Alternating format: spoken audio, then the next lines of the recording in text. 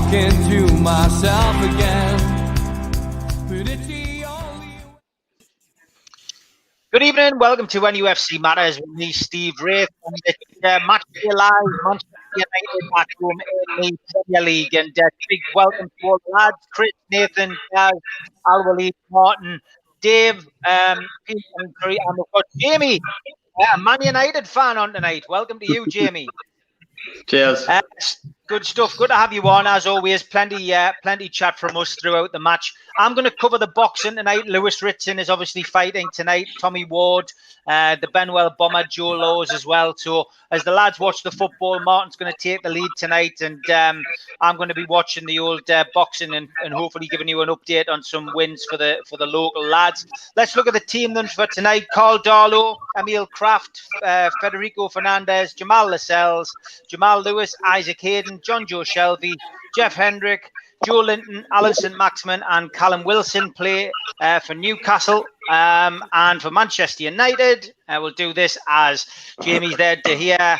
Wan-Bissaka, Lindelof, Maguire, Shaw, McTominay, Fred, Mata, Fernandez, James and Rashford. So, Jamie, I'll come to you as you're a guest tonight. What do you reckon to the lineup for Manchester United, mate? I think there's been issues all summer with us needing a centre back and looking at that pairing, and for England as well. Maguire didn't really fill me with a lot of confidence. Bissaka's really struggling this season, but it's more the midfield and the centre back pairings that's worrying me a little bit. I think that's where the game is going to be won and lost tonight. Did mention earlier as well about Matty Longstaff. I think Solskjaer's looked at it and thought he caused us a little bit of problems last season, so he's went with a more defensive-minded two in McTominay and Fred. But just had a little scroll on Twitter before I came in here with you guys, and there's a lot of hostility straight away with United. I just think there's a little bit of unease in the fan base at the moment. There's a lot of unhappy fans, and that lineup's not really cheered a lot of us up. But I suppose we've just got to hope that Ollie's got this one right tonight. But the centre-back pairing is a big problem, specifically with Wilson's pace. That's the main worry for me. And Maximum's always dangerous, and Bissaka's not been very good this season, so that's a bit of a worry as well. Okay, good stuff, mate. Good to have you on. Feel free to chip in whenever you need to tonight, mate. Chris, I'll come to you. Yeah, no problem, mate. Chris, come to you, mate, on Newcastle United's lineup. What's your first impressions? Yeah, I'm a little surprised some of the selections. Kraft in place of Manquillo, and I would like to see Fraser in there for Shelby, and let's see how Joe Linton responds with the support of St. Max and Wilson. But I'm curious for his selection. Good stuff. Okay, Martin, taking the lead tonight. Our very own Martin Tyler. Give us your views on that starting lineup. Yeah, but similar to Chris, I'm surprised that Kraft starting. I thought he would have gone with Manquillo. We were obviously chatting before, on the chat. I would have preferred to have seen Fraser start. I thought he had a good game for Scotland midweek. Took his goal well. I know he's obviously trying to get the fitness back up, but I think to take Jamie's point, I think we've got a front three or four that can cause United some trouble, or Manchester United some trouble this evening. Maguire, as Jamie said, wasn't great for England. They seem to be chopping and changing a lot with their lineup, so I think we've an opportunity to go at it. I think Pogba being on the bench is good for us. If we can control and get around Fernandez, then I think we'll cause them some problems tonight. Okay, mate. Good stuff. Nathan. Hi, mate. Hi, mate. Your view? Yeah, I mean, I'm a bit surprised that Lascelles has come back in straight away. I thought Shaw was very good last time out, to be honest. I think he gave us a bit of something different in terms of playing the ball out from the back. We looked a lot more mobile and a lot more kind of a lot more creative because it kind of linked the defense to the midfield, and it stopped Shelby from dropping so deep. So I think that's the issue with him being the captain, though. I think with him having the captaincy, he's always going to start. So then that kind of throws any other pairing out that we might have in central defense. I think with like Martin said, with that front three, they can cause problems tonight. We've got, St. Maximin's probably, I think, he's the only player in the league of his type who can do the things that he can do, really, and he's probably one of the most exciting players to watch. And if you're Man United and you're coming off the back of an absolute harding like that last week, he's probably for those fullbacks, he's the last player that they'll want to be facing this week, isn't he? So I think it's a good lineup. I know Chris mentioned Kraft, but I think Kraft had a last time out against Burnley. I think that was probably his best game that I've seen him play, to be honest, for us. So I was quite impressed with him the other week. So I don't think he's done anything wrong to lose his place. Mankio's been steady this season, but I thought Kraft, especially having to move into central defence the other week against Burnley, I thought he didn't put a foot wrong for me. So yeah, the only question mark I'd have would be Lascelles, but glad to see that front three again and see what they can do again. Yeah, me too. Okay, Chris. Oh, back to me. Okay, sorry. Didn't I already told you what my Sorry, Chris. Yeah, caught you out. Daz, go on. Yeah, go on, yeah. I'm still trying to sort me box. I'm still trying to sort me boxing feed out. Sorry, Daz. Good evening, mate. Good evening, Steve. Yeah, no, Nathan pretty much said it all. I'd actually forgotten how well the combination with having Char back in defence and allowed Shelby then to push on more forward and not have to drag back. That was excellent for us the last day, and that was great actually. But yeah, just on the surprised that the Kraft is in, but he had a good game the last day as well, instead of Mankey. And then I think as Martin said, then just with Fraser, like who's been playing well in the internationals. But we've got an excellent bench actually. When you look at it, it's I haven't seen a bench that good for a long time. Yeah, it's a good point. Yeah, good point. Pete, good evening, mate. Evening. How you doing? Yeah, good to see you, mate. What's your take on Newcastle's starting lineup tonight then? I'm not really surprised, just because Bruce doesn't like to change sort of a winning team. So I didn't expect there to be many changes. I did expect Lascelles to come back in if he was fit. As the lad already said, he's the captain, so he's always going to start. But yeah, other than that, I didn't expect too many changes, to be honest. I thought, like one or two have already said, Fraser may have pushed himself into the starting lineup, but not quite, obviously, by the time being put out tonight. But look, well, the lads on the pitch and the way that we play, certainly in attacking positions, we can cause Man United so many problems tonight.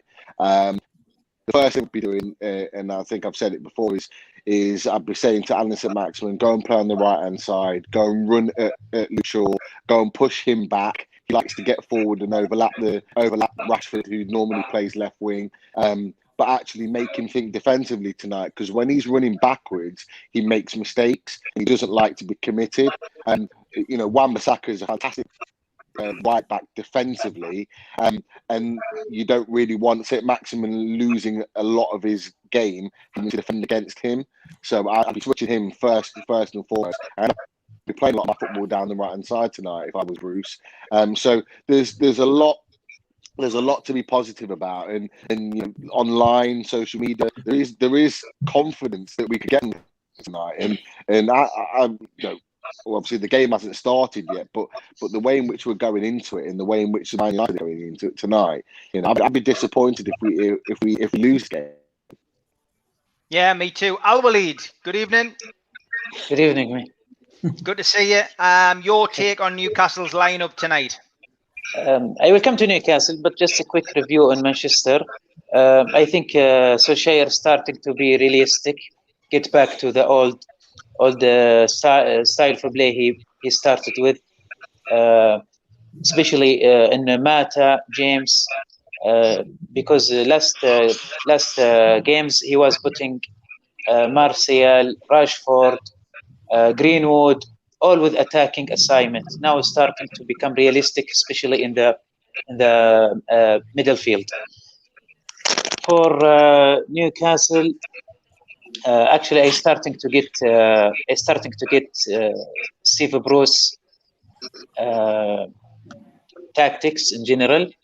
He stick. I expect this lineup.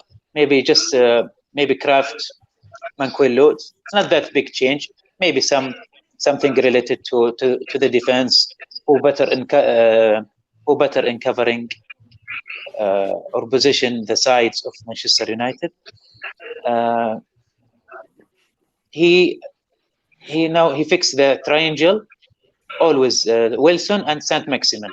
So to complete this triangle, he have three choices: either Fraser or Almiron or Jwilton, and he went with his favorite Jwilton. So let's hope today watch a good game.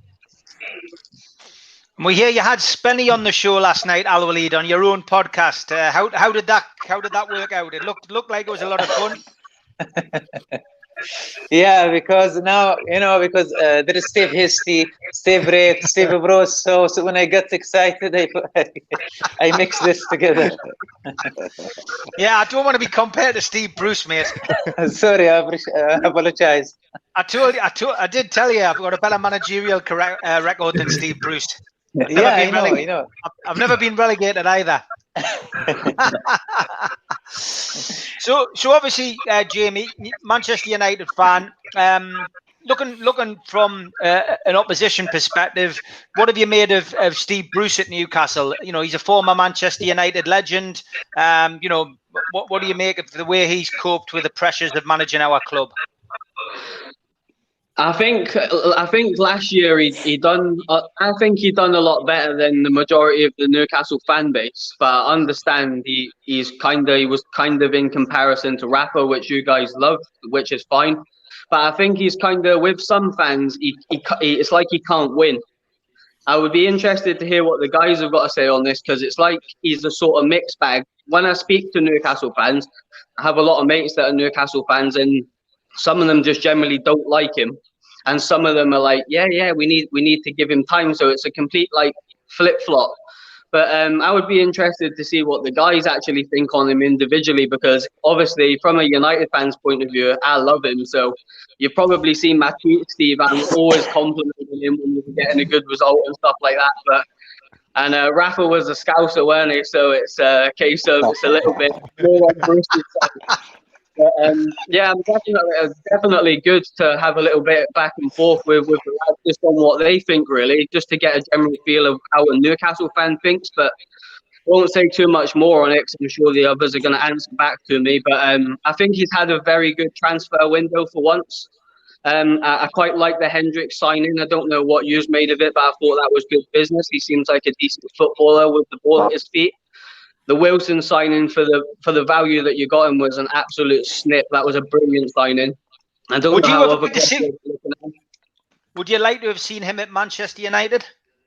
He's a finisher, ain't he? So I'm not going to say no. I think we really lack a finisher. Marshall's a great player, but he's not ice cold in the box like Wilson is. I really like the boy at Southampton, Danny Ings, but a lot of United fans are just like, nah, you know what? He's ex-Liverpool, but he scores goals. It's the same as Wilson. And for 20 million, I think that's an absolute brilliant piece of business. And I really liked Jamal Lewis. I would have took him as a backup to Luke Shaw if we didn't bring Telles in. And I actually prefer Telles over Luke Shaw. I watch quite a lot of Portuguese football, so I've watched a lot of Telles and I really rate him, and I think the Premier League will enjoy watching him. He's a very attack-minded fullback with a great left foot. He's a free kick specialist as well.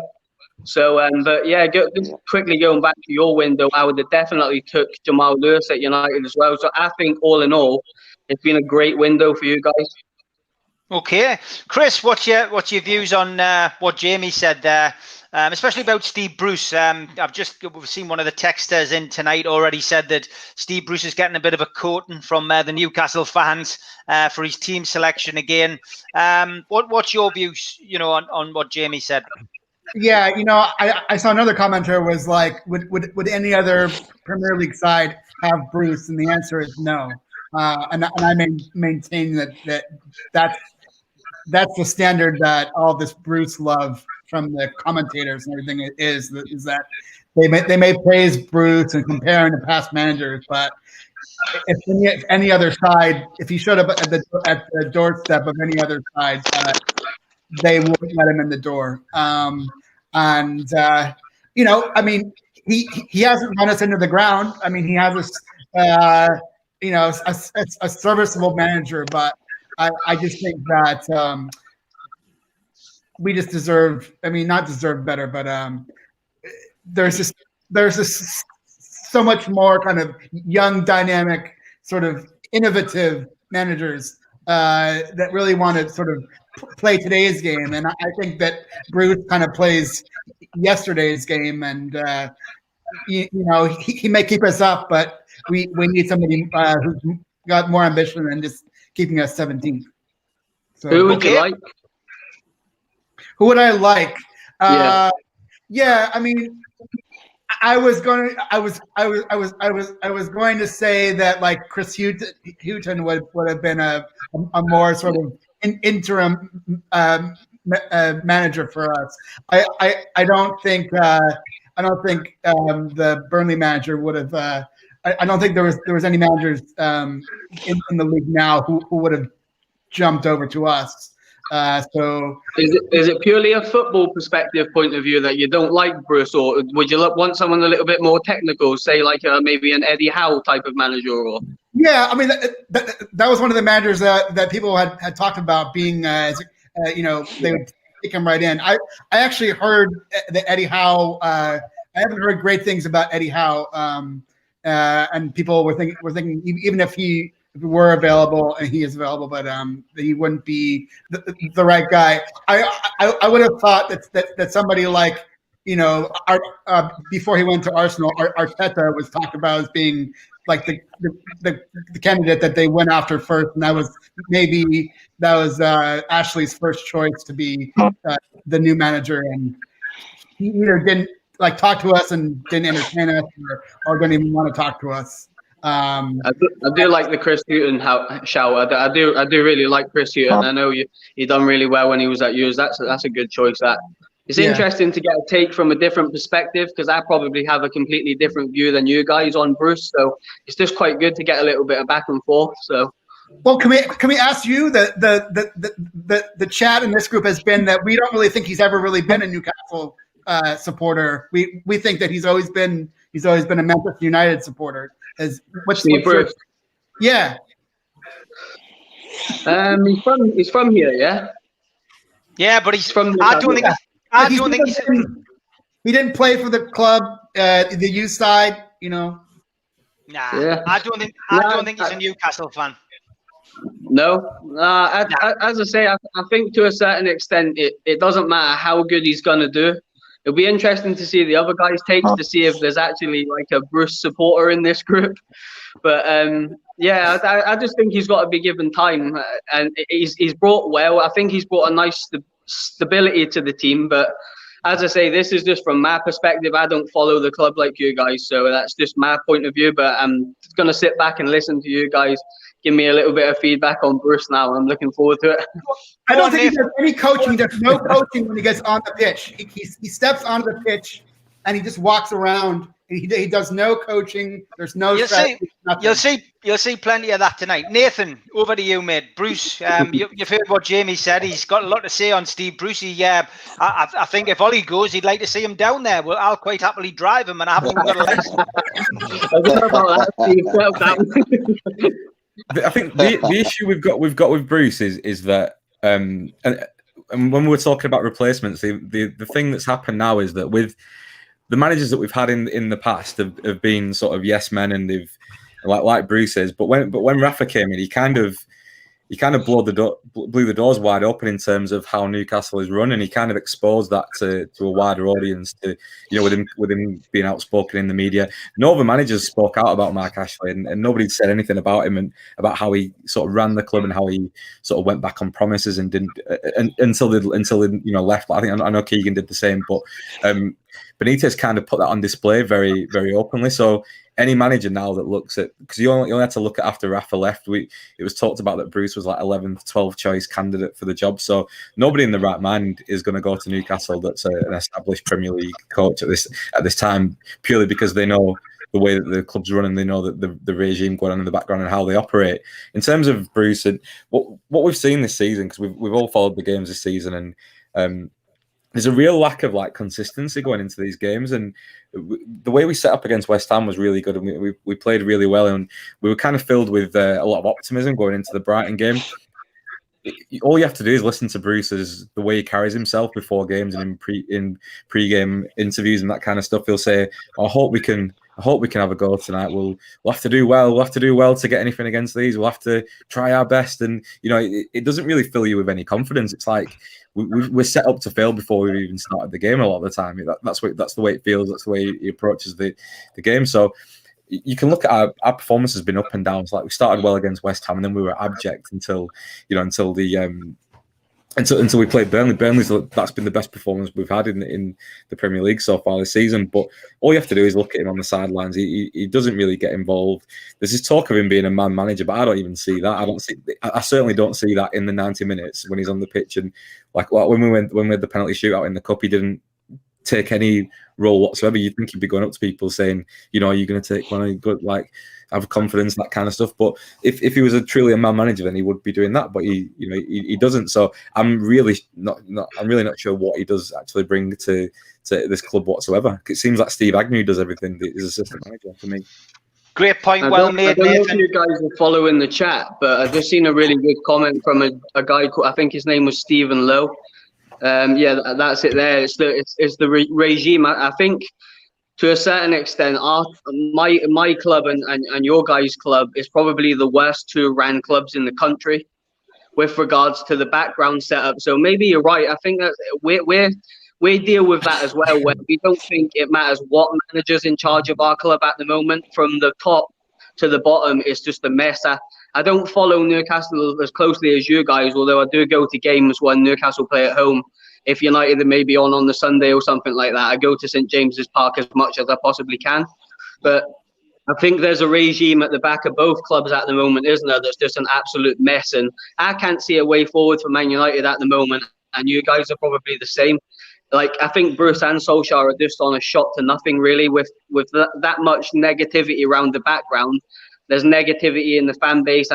It's just a complete negative club at the moment, Man U. As I say, I don't know the ins and outs of the background of Newcastle, but I'm presuming you guys probably think the same. No manager's going to really be able to accomplish what they want to do because of the regime. Stu, I'm not going to endorse violence, mate. Don't chin Steve Bruce, please. Especially don't announce it on this channel. Daz, we've got enough time to come to you and ask you about what Jamie's been saying about Steve Bruce before I go around and ask for a prediction. It's 5-2 and Martin's chomping at the bit to say it's live. Okay, I'll be quick. Jamie, just checking, you're not related to Steve Bruce. You're not related to him before I insult him. He's in my back room. Mr. Bruce. Steve Bruce, I never wanted him from the start. He surprised me. We're stuck with him no matter what we do. We're going to be stuck with him as long as he's above that drop zone. Ashley's going to stick with him, and we're going to be the only way we're going to get a change is when a takeover happens. Yeah, so, good stuff. Good stuff. I think, Jamie, you've got a feel for it. I've got to be perfectly honest. I don't think there's anybody on this chat who really does support Steve Bruce. But I think you're right. Stephen Lowe said is right. You've got to really support the manager that Mike Ashley picks, who we can get on with. And let's face it, you said something there before as an outsider looking in. He's had a good transfer window. That's because he's been allowed to have one. He didn't give Rafa Benitez the opportunity to do that because Rafa was fighting against Mike Ashley. Steve Bruce is willing to work with Mike Ashley, and that's the situation we're in. So before we go to Martin, just to give us a little bit of idea of the build-up, Chris, prediction for today's game, please. Gosh, I'm going to say 3-1 Newcastle. 3-1 Newcastle. Okay, Nathan. I think it's you know, you could say it's the worst time to play a team that's just been thumped, but I don't know if Man United have got those characters and that management that are going to give them a kick up the arse to, you know, to really crack on today and bounce back from that. So it's the best for me. It's the best time to play them. So I'm going to say 1-0 win. Okay, Daz, and by the way, Daz, I've got to compliment you on your backdrop. I can see you've invested heavily there with Daz Shock's shirts in the background. It's a good little background there. Looks good. Yes, they're not real. They're not real. I know. The real ones are on the way. It's very good, mate. No, well done. Give us your prediction, mate. Yeah, during the day I was thinking 1-1 but I've seen the United lineup. I'm going to go 2-1. Right. Okay. Pete. I'm the same as Daz. I've said 2-1 before. I'll say 2-1 again. I think, as with Newcastle, it's always crucial whether we get the first goal or not, depending on whether we go on to get points, whether it's a draw or win. But I think we've got enough attacking wise to cause them some problems. So 2-1 for me. Okay, Jamie. Do you know what it is? With the situation we're in at the moment, I've been saying all week to the lads in the office, I don't think we'll lose this game because we have to win. And on that basis, I would say maybe a 2-1, but if you offered me a draw, I would take it. Always a tough game at St James's Park, fans or no fans. Yeah, in the last couple of games, Newcastle have done quite well. Narrow wins, a draw, 1 defeat in the last 4 at home against Man United. So it's an opportunity, I think. Martin, your prediction, please. Yeah, I kind of agree with Nathan a little bit. I think, it's probably a good time to play Man United, but I think, there might be a little bit of them wanting to come back. Hopefully, if they've not had that bet into them for our sake. But I'm going to go with a 2-1 win for Newcastle tonight. 2-1 win for Newcastle. And our lead? I think it's going to be a dramatic match. 3-2 to Newcastle. Manchester United look like not stable as much as Newcastle. I mean, Manchester not stable comparing to Newcastle. Okay, I'm going to go for a 1-1 draw tonight, lads. I'm not as confident as some of you. 3-1, can't see that. But I've got a feeling there's going to be a goal either side. I'm going to go for a 1-1 draw. So, Martin, over to you, mate. Yeah, right. Teams are out. Manchester United kicking towards the Gallagher end. Managers just bumping fists, and Steve Bruce is looking for something to eat, I think. So we're waiting now just for kickoff. So everybody ready and set to go, lads. Martin, it's not bacon by any chance, is it? I think with Bruce, I think he takes anything. Although I can't, I'm not his culinary expert, so it's hard to know. Manchester United kicking off with Fernandes with the ball in the centre circle, lads. And I can't get to say we're on Sky, but we are live. Hey! Get And it's live. Pete, on the Pete, over to you on the Steve Bruce and on the Steve Bruce thing. Just for Jamie, he was asking about your views on Steve Bruce. Just to finish off with that one, what's your views? Currently, or just in general? Just no. I mean, he seems to think that nobody really wants. Nobody really wants him at the club. I mean, was he your first choice? Just for Jamie, really? No, he's not my first choice at all. And I think it's been documented quite well that actually he approached the club. He wanted the club to take him rather than us go looking for him. So I think that tells you everything you need to know really about where his standing was when we were looking for a manager. It wasn't our first choice. I don't think any Newcastle fan was happy to have him. Look, he did a job for us by keeping us in the league last season, but I think tactically, he's so out of his depth. And in the modern game, you need to have tactical awareness, and I think that's the major thing right now that lets him down as a manager. I think, look, let's be honest, he was managing a mid-table at best side in Sheffield Wednesday before he came to us, and really that's his level. What he's done with us, or what we've done for him, he's built his reputation now that maybe he could get a job at the top end of the Championship if he was to leave the club. So I think we've probably done him more favours than he has done us.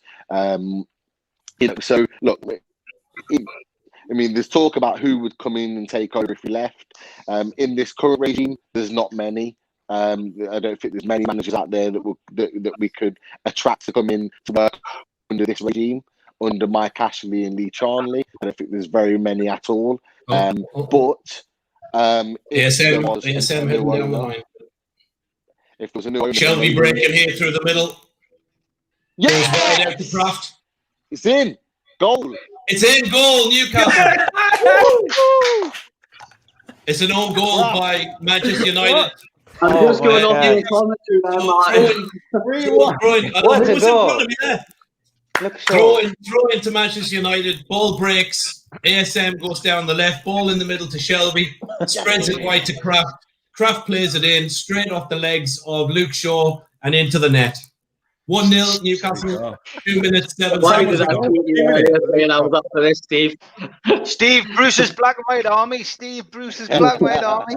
Yeah, what are you saying for the 90? The full 90, yeah? Oh, that's an awful old goal. We can get that 3 goals. Jamie, can you come on every week? Yeah, I'm available every week if you just fancy talking a bit of football with me. You just have to ask Steve who will let me come on again. Brilliant. Absolutely. You have to say there as well, though, De Gea's positioning was awful from the ball coming in. Martin, absolutely brilliant comment, mate. I couldn't agree with you more. I can completely understand Martin's reaction because Martin delayed because it actually looked like it'd gone wide, and actually De Gea's positioning made it look like it had gone wide because he was so. I think Nathan shouted before me, though. Who shouted before me? I'm just shouting because Pete shouted. I can't see anything. Is there any way I can take comments off from people? Because I'm going to start getting some stick in the comments here. We'll give you 5 if you want to go and change that shirt, Jamie. Geordie Jedi says, Master Tactician says Geordie Jedi. Sir Bruce, get him on the Christmas honours, says Chris Smart. Hi, Steve, where's your rattle? Yeah, people noticed there that I threw some bananas around and juggled some pears. I haven't got the rattle today because I'm not watching the game live. Me rattle is boycotting the game because it's $14.95. Corner for Manchester United. Luke Shaw to take it. Ball comes in. Fide with a knockout. Hit straight back in by Fred, and it's gone out for a goal kick. Big welcome to Steve Hasty and to Spenny, who said he wasn't coming, but there he is. Steve Hasty, give us an update on the food bank. As you know, a lot of the Newcastle fans are boycotting the stream today, and they're donating the £14.95 to the food bank. Give us an update. Well, we're over 5,500. That was the last figure that I got officially. But Stuart informs me that we're getting close to what was our record collection on a match day, which was £5,800, ironically, against Manchester United. So if we're heading towards 5,800 quid, that's absolutely amazing. And that's all from fans. I think, as John pointed out to me this morning, we've got donations from Leamington and we've got donations from Bahrain. So what does that tell you? Amazing. Amazing, that, isn't it? Absolutely amazing. So if anyone wants to donate, Steve, where can they donate? If they just go onto the West End Food Bank website, there's a little donate box on there. There's also if they follow my Twitter account, there's a little feed that we can put up on that. And if you give me 5 minutes, I'll be able to read out once I find the glasses, I'll be able to read out what the thread is, and you can have a look at that as well. No problem, mate. Spenny, good evening. How are you, mate? Not bad. The wife's not like she's under the weather a bit. How's your lass? Is it a flu or it's not the dreaded C, is it? COVID? No, it was not. She's had a test last week, so. Well, that's good, mate. That's good. Hope she's all right, mate. I just want to say congratulations for you going on to the Steve Wraith show last night in Saudi Arabia. I mean, Halloween show where he commented about me. It was so funny, that, mate. So I know it was, wasn't it? You didn't let him forget either. No, I know.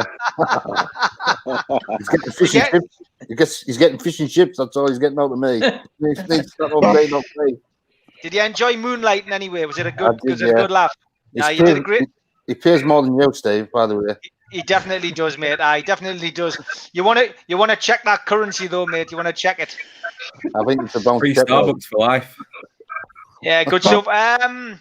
Martin, I know you're busy watching the game, mate, but just a quick one on Steve Bruce. Obviously, what Jamie was saying earlier. You know, what's your views on Brucey? I mean, look, we've spoken about it on the numerous shows we've been on. For me, I take Nathan's point. You know, is he a man manager? Isn't he? It's hard to know. For me, you know, when we were in the cup games, we made the point about, you know, when we took the penalties, he didn't get the players round. He didn't have them in a huddle, you know, giving direction. He stood with the hands in the pockets. And it's, you know, when we played the game against Brighton, you know, pre-game we called it and said that Lamberty was going to be a problem for us, but we did nothing to combat that. So he has just no secondary plan for me when it's really going against him. You know, it's kind of a shrug of the shoulders, and it's, you know, keep going with the same thing. I think to Jamie's point, you know, I think that there's obviously some things going on behind the scenes in Manchester United.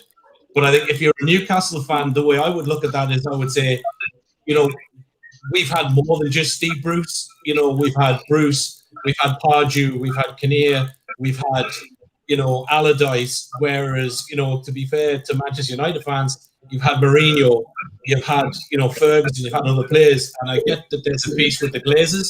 But, you know, I get the turmoil behind the club, but you've had 100 million to spend on players. So for me, my piece is we've had the managers who haven't brought us forward. When Ashley had that in Rafa, he had that opportunity to take us to the next level, and he didn't. And I can understand why Rafa went.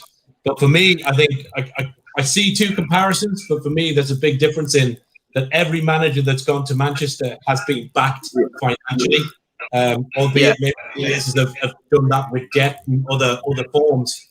But whereas, you know, we haven't had that. You know, this is probably really the first window we've actually had something substantial.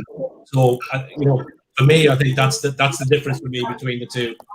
Yeah, I totally get that, Martin, what you're saying. There's been numerous and hundreds of millions of pounds wasted, but I think I could go into it all night. I don't want to talk about Man U too much because it's your guys' show and you're Newcastle fans, but it's just going from philosophy to philosophy with managers has been Man United's biggest problem. They went with Moyes, who wasn't fit to manage the club after Ferguson. I think it was a poison chalice for anyone that was going into the seat. Unfortunately, he got it. He didn't get back financially. I think he got Fellaini and maybe one matter. But and then they went to Van Gaal, who is a very sort of rigid manager that plays a certain type of football and needs a certain type of football player. And then we went to Mourinho, who's a completely different defensive manager. So I think that's why United have took a major backward step, because they've appointed the wrong managers and not necessarily give them the players to do the job. I think there's a big.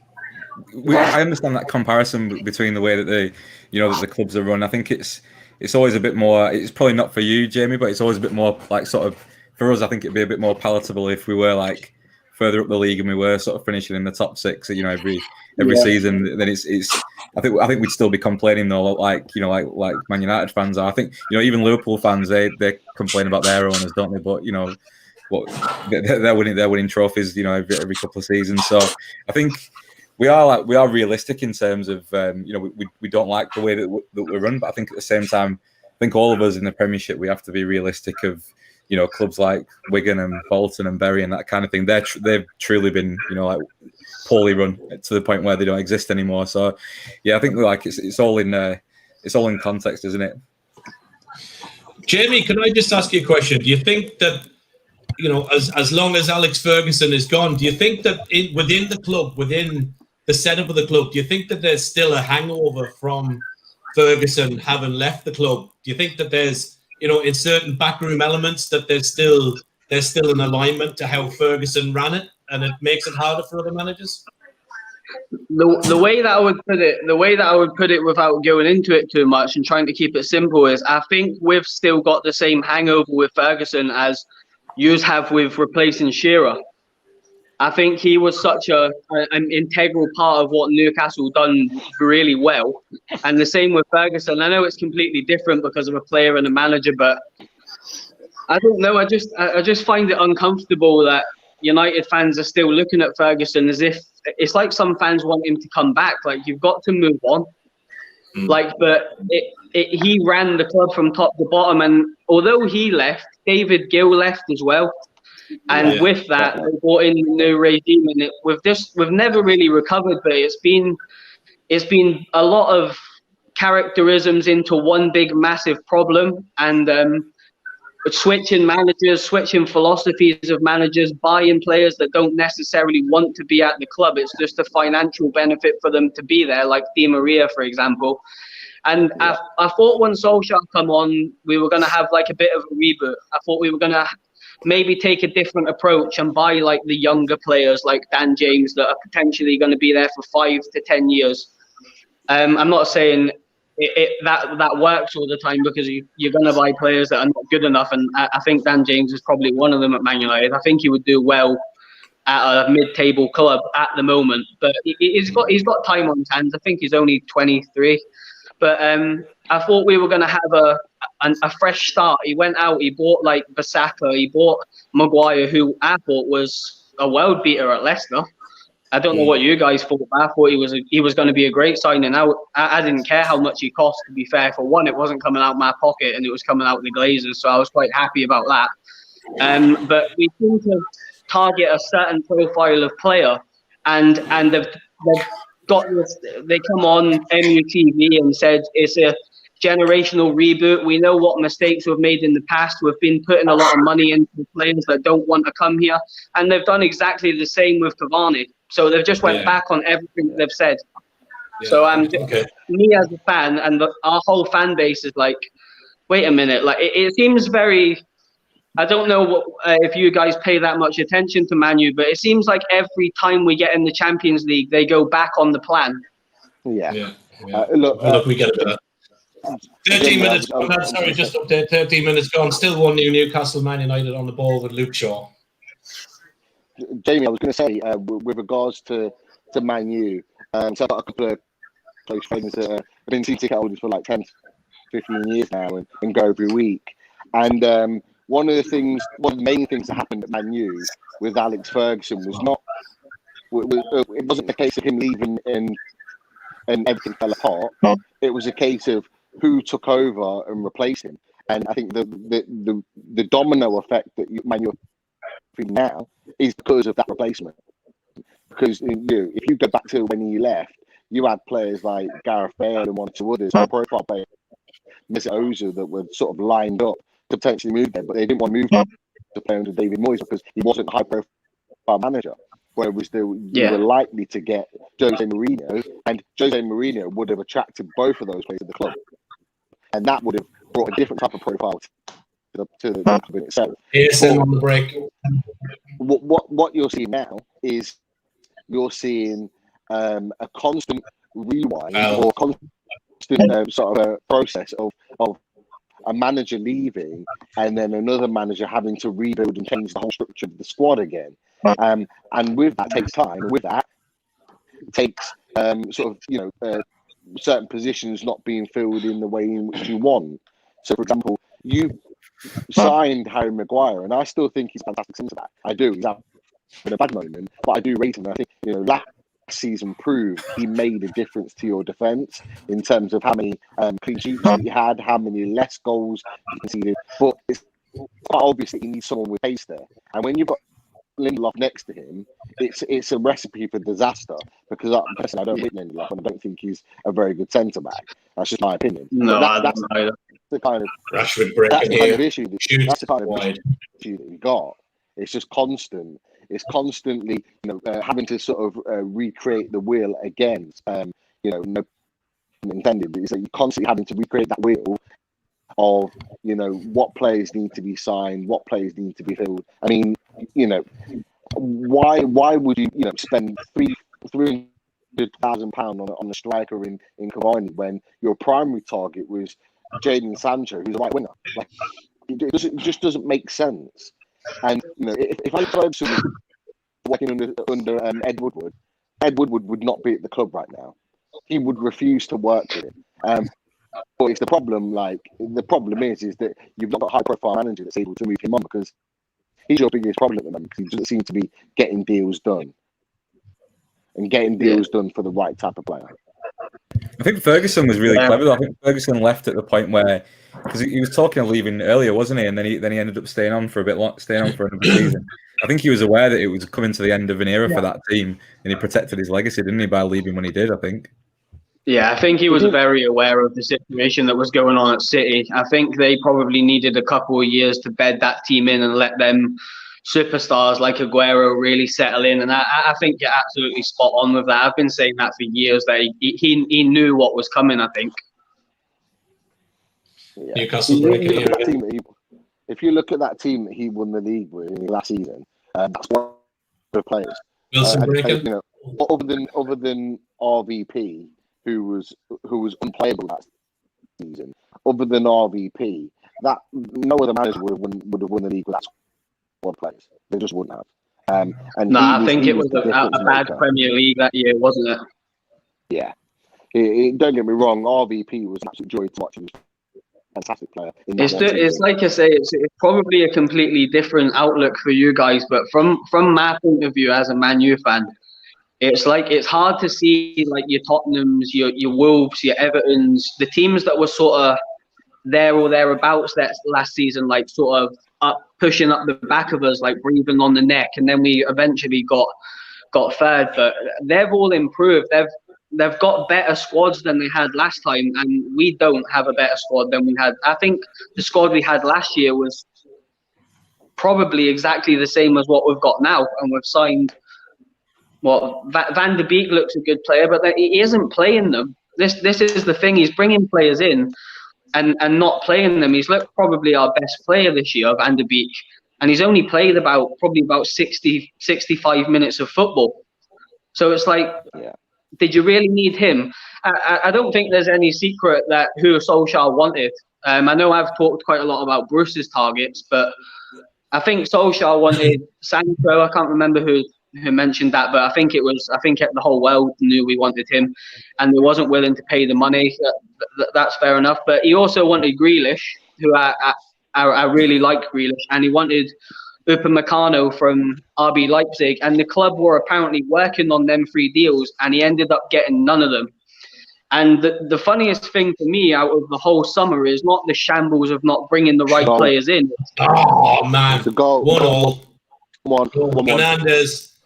Manchester United on the left, across to Rashford. Rashford plays it back. Mata pings it in, straight into the feet of Bruno Fernandes, who puts it in the top right-hand corner for the leveller. What minute are you on? Because I've got a stream. I'm a bit behind. 1909 is on the. I'm on 1841, so I'm gathering it's 1-0. So bear with me. Get in there. Hang on. Oh, VAR is coming in. He's offside. Offside. Yeah, Fernandes, Mata is offside here. and about 3 minutes behind. Hang on, VAR. So we got VAR. The ball's been played in. I think it's Mata. Is it VAR Mata offside? Mata. Yeah. So Rashford and Mata are up front. Mata is about a half a yard offside, and it's called. What a finish! VAR again, our saviour. Yeah. Oh. He's all over this season. What's going on? Steve, you're on mute. You've done a spending, I think. Yeah, I was talking to my wife. Oh, I thought you Can't get a word in edgeways. Is that not Spenny? Yeah. No, Spenny's down in that bottom corner. The Steve ratio. Steve Hasty. Did he see the comment that came up there before from the guy in? I'm just trying to find it. There we go. From Dubai. Put me down for £15, Steve H. Trevor from Dubai. Did you get that, Steve Hasty? You're on mute. Yeah, I can see that. That's good. I'll show you how to unmute your stuff, you two, right? Okay. I'll show you how to unmute it. Cheers, Penny. Cheers, Penny.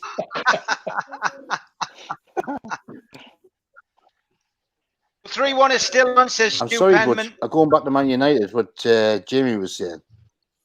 I saw they broke the world record twice for buying players, haven't they? They wasted a lot of money. Yeah. You know what I mean? If Harry Maguire was like a French defender and he was 15 million, he'd never play again. He wouldn't have played another game. It's overlap. I wouldn't mind Fabi Going back him. Shelby hits it. Oh, save point to here. Going back to history of Man United, when they've won things, they've brought young ones into the team. They haven't brought players. Yeah. Have they? They're successful with No, the young players. I see a comment Gary Neville said a few days ago and about the whole Cavani thing, and I'm just hoping it works out. Like I liked Cavani like maybe 3 or 4 years ago, and he worked hard. I'm just hoping it works, but he's been a free agent for nearly 5 months, and then all of a sudden, Man U sign him on deadline day. It just sums up the whole club at the moment. It's like I say. You've got the Branovich there. Come over. Man United breakthrough. Matter on the left. Pings a shot in towards goal and saved by Darlow. Man United corner. And about 5 minutes behind me. What's wrong with Dubravka at the moment? Heel injury. Oh, he's injured, is he? I wondered why Darlow was playing a lot. Yeah. Goal, Man United. Joking. Maguire. I'm too far behind on my screen. The brick scores. 1-1. 22 minutes 35. Harry Maguire scores with a header. No marking. He should be locked up. Frankenstein. I'm way far behind on your stream, so I'm just going to go with what you're telling me now, I think. Yeah, free header. Fernandez and Joe Linton both go towards Maguire, who goes above the two. It's good header in fairness. I thought Fernandez had been like knocking around with Ronaldo, full of coronavirus. Shouldn't even be here, should he? He should be in prison as well. I'm not sure what Kenneth Shark is going on about here. How can you say Steve Bruce isn't a Newcastle supporter? Well, he hasn't said that he is, and he hasn't said that he isn't, Kenneth. And we're sitting with a Man U supporter because he's been invited onto the show to give a Man United perspective. So that clears that up, I think. Cheers. If you want to get on, Kenneth, get on. You know what I mean? Yeah, come on. Be good to have you on, Kenneth. Just like to point out to anybody watching this is the only time I wouldn't want Newcastle to win. So if anyone's going to give me stick, I'll take it tonight. But I actually like Newcastle as well. I've lived here for 11 years. So this is the only time of the season I don't want you to get 3 points. I'm just going to put that out there. I like having the other fans on me. That goal that was pulled. That played around here now. Trull says mute Jamie. What's your score? It's 1-1, but we're all boycotting the game, so we're relying heavily on some certain streams to watch the game. I'm not actually watching the game tonight, so you're not going to hear too much from me. Steve Hasty's keeping an eye on the food bank total so that we can all cheer when it goes over 5,800. Martin's taking the lead on the actual commentary of the game, and we've got Jamie as a guest. He's a Manchester United fan, lives in the area though, lives up in the northeast, and as he said, he likes to see Newcastle do well, just not when he's playing Manchester United. So it's been a good show so far. If you've got any points to make, chip in when you can. We'll be on until 10 o'clock tonight. Anybody who missed our show earlier on today as well, it was just before the match. We had Bez on from the Happy Mondays. He predicted Manchester United to win 2-1 in the game, but it's a nice half-an-hour interview with Bez, which I did the other day.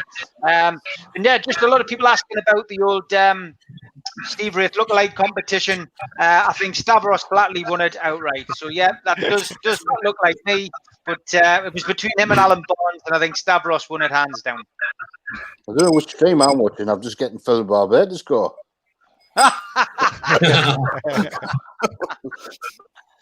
Brilliant. 25 and a half minutes gone, still 1-1.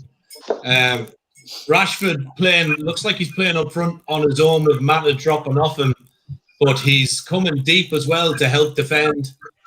Newcastle are playing a lot through the centre, through Shelby and Hendrick. Hayden dropping back when needed, and then breaking through ASM, Shelby and Hendrick. So Newcastle with the ball at the moment, across to ASM, and he's away. ASM breaking, And lost the ball. Back to Luke Shaw. Just to give you an update on the boxing, Tommy Ward is boxing Thomas Asomba tonight. It's live on Sky Sports. We've just gone into the first round.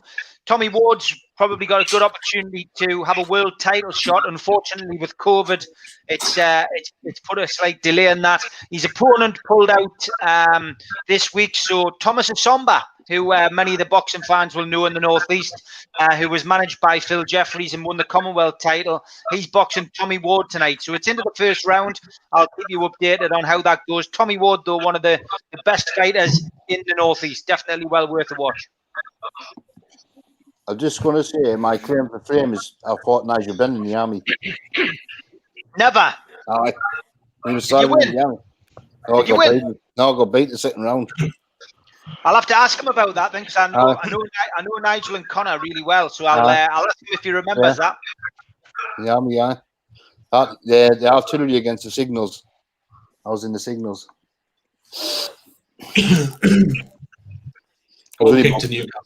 was only about 14 stone there, like. So patient, Thomas Ward, ain't he, Steve? That's poor defending. Yeah, they're just putting a replay up in the corner. No conversation between any of the back four there. Joe Linton gets himself right into the middle of it. Fernandez and Joe Linton knock into each other, and Maguire just rises between the two of them, completely unchallenged to head in. Nobody on the back post from Newcastle either. Is this the stream that you're watching? I'm watching the game on an Irish channel, and who better to commentate on the game than Niall Quinn? I have it turned down. Thank God. Thank God it's right. Like Sky. That's like Sky 2014 all over again. Oh Jesus my Christ. God.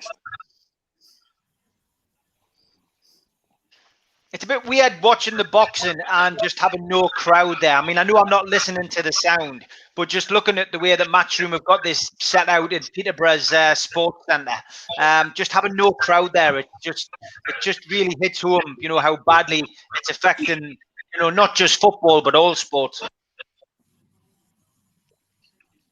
Definitely. Yeah.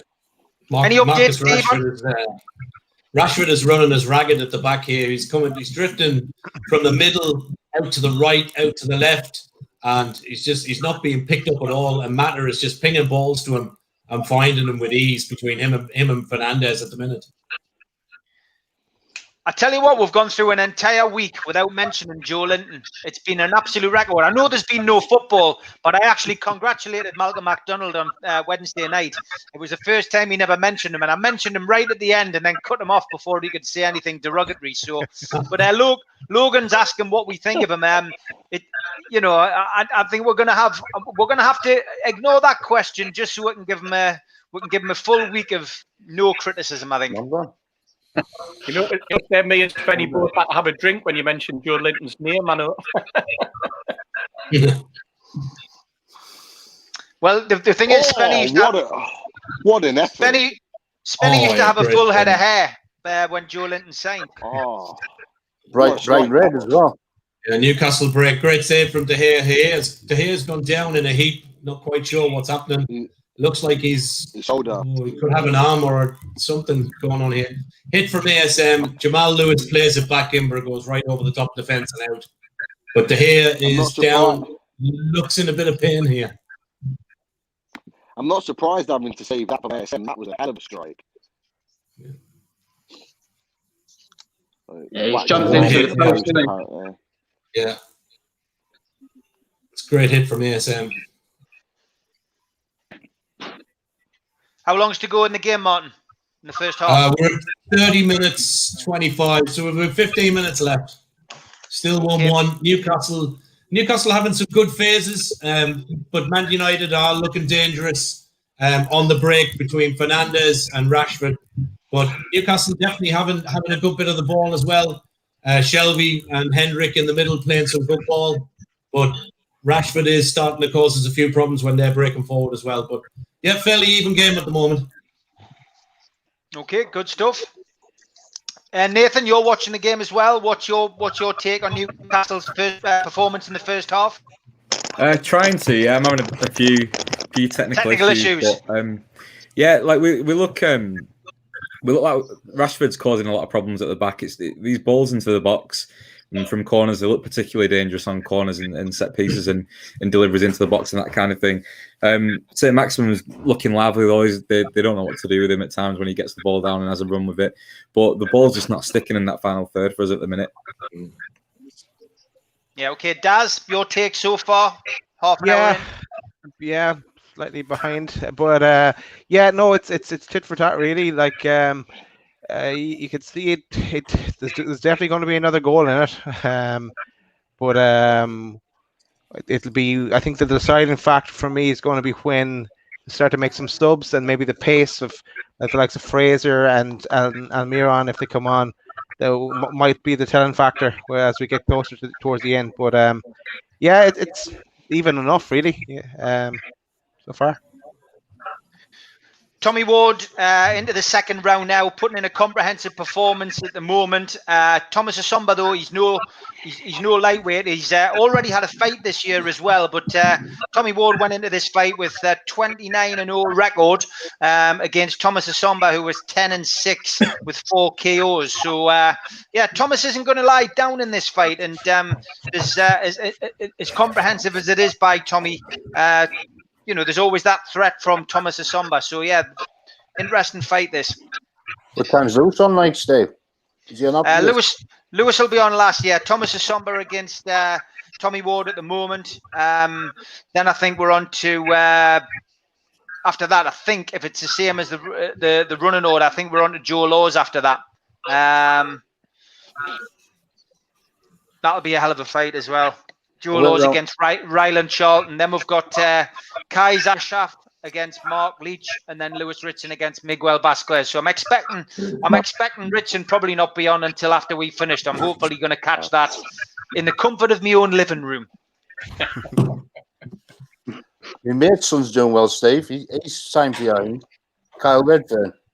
Kyle Redfern, I think he's with MTK, doing really well though, mate. Yeah, no, I mean he's put like everybody else. Local boxing is absolutely knackered at the minute. There's not going to be any local shows this year. Not a cat and hell's chance. Man United here with a corner. James with the shot deflects off the defence and goes out for a corner. 34 minutes coming up. That was saying the goal. Get it in. Matter to take the corner. Runs up, plays the ball in, goes over the top. Darlow punches clear. Hendrick clears. Sorry, Chris, I didn't realise you'd gone, Chris, and I realised you were knocking at the private chat because I'm watching the boxing. You see, so I'm not watching. Didn't want you on. Didn't want you on, Chris. Chris, Chris, I think you can gather, Chris, I'm having one of them nights, mate. I'm having one of those nights. Doesn't happen to me very often. I was telling one of these other lads to tell you, but no one spoke up for me. Well, you can tell who your mates are, Chris. Honestly, good job I was there to let you in. I told you not to put them on. Once a doorman, always a doorman. Your name's not down. You're not even watching it. What's that, Nathan? No, I've just seen the chat thing now. I've not got it. I've not got it on I've got the game on full screen. So. All right, okay. Daz, your views, mate, so far. Then Newcastle United 1, Manchester United 1. Did we just rewind there? Yeah, sorry. I think I commented a second. Actually, I have a question for you, Steve. I haven't seen the Bez show, but how did that go for you? Very good, mate. Yeah, really good. I mean, I got your questions in, which was great. Cool. He was really good, mate. I mean, I've got to know Bez over the years, promoting him in Newcastle with the Happy Mondays, and he was really good, mate. He was, I think you'll enjoy it anyway. I mean, obviously slightly dated now because he said that it's, he predicted a 2-1 win for Manchester United, but it's I think you'll enjoy it. No, I remember him also from Big Brother, and he did well on that. Actually, he was a laugh. Dave, I am trying to get a grip. I'm trying to watch the boxing as well, though. It's very difficult. Corner Man United. Man United just play through. Matta gets the ball off to Fred, breaks forward, just pops the ball into Daniel James right in between the two lines of 4 of Newcastle. Acres of room, runs forward, dinks a shot out. Darlow with a fine save in the top corner. Corner for Man United. Man United getting way too much room in the middle of defence. Playing between the two lines, and we're not picking them up at all. ASM breaking, trying to get through. He's going to get a foul here. Yeah, absolutely clattered by Daniel James into the sideline. As that's happening, Thomas Assomba's just rocked Tommy Ward onto the ropes there. It just shows you boxing's a great leveler. And Tommy Ward's been inactive for quite a while because of COVID. Thomas Assomba had a fight in August. Not plain sailing at the minute for young Tommy. Got caught with a left hook in the last round as well, Steve. I'm just laughing here, Steve. Kendall's just put up that she swears to God that the commentator has just said Steve Wraith instead of Steve Bruce.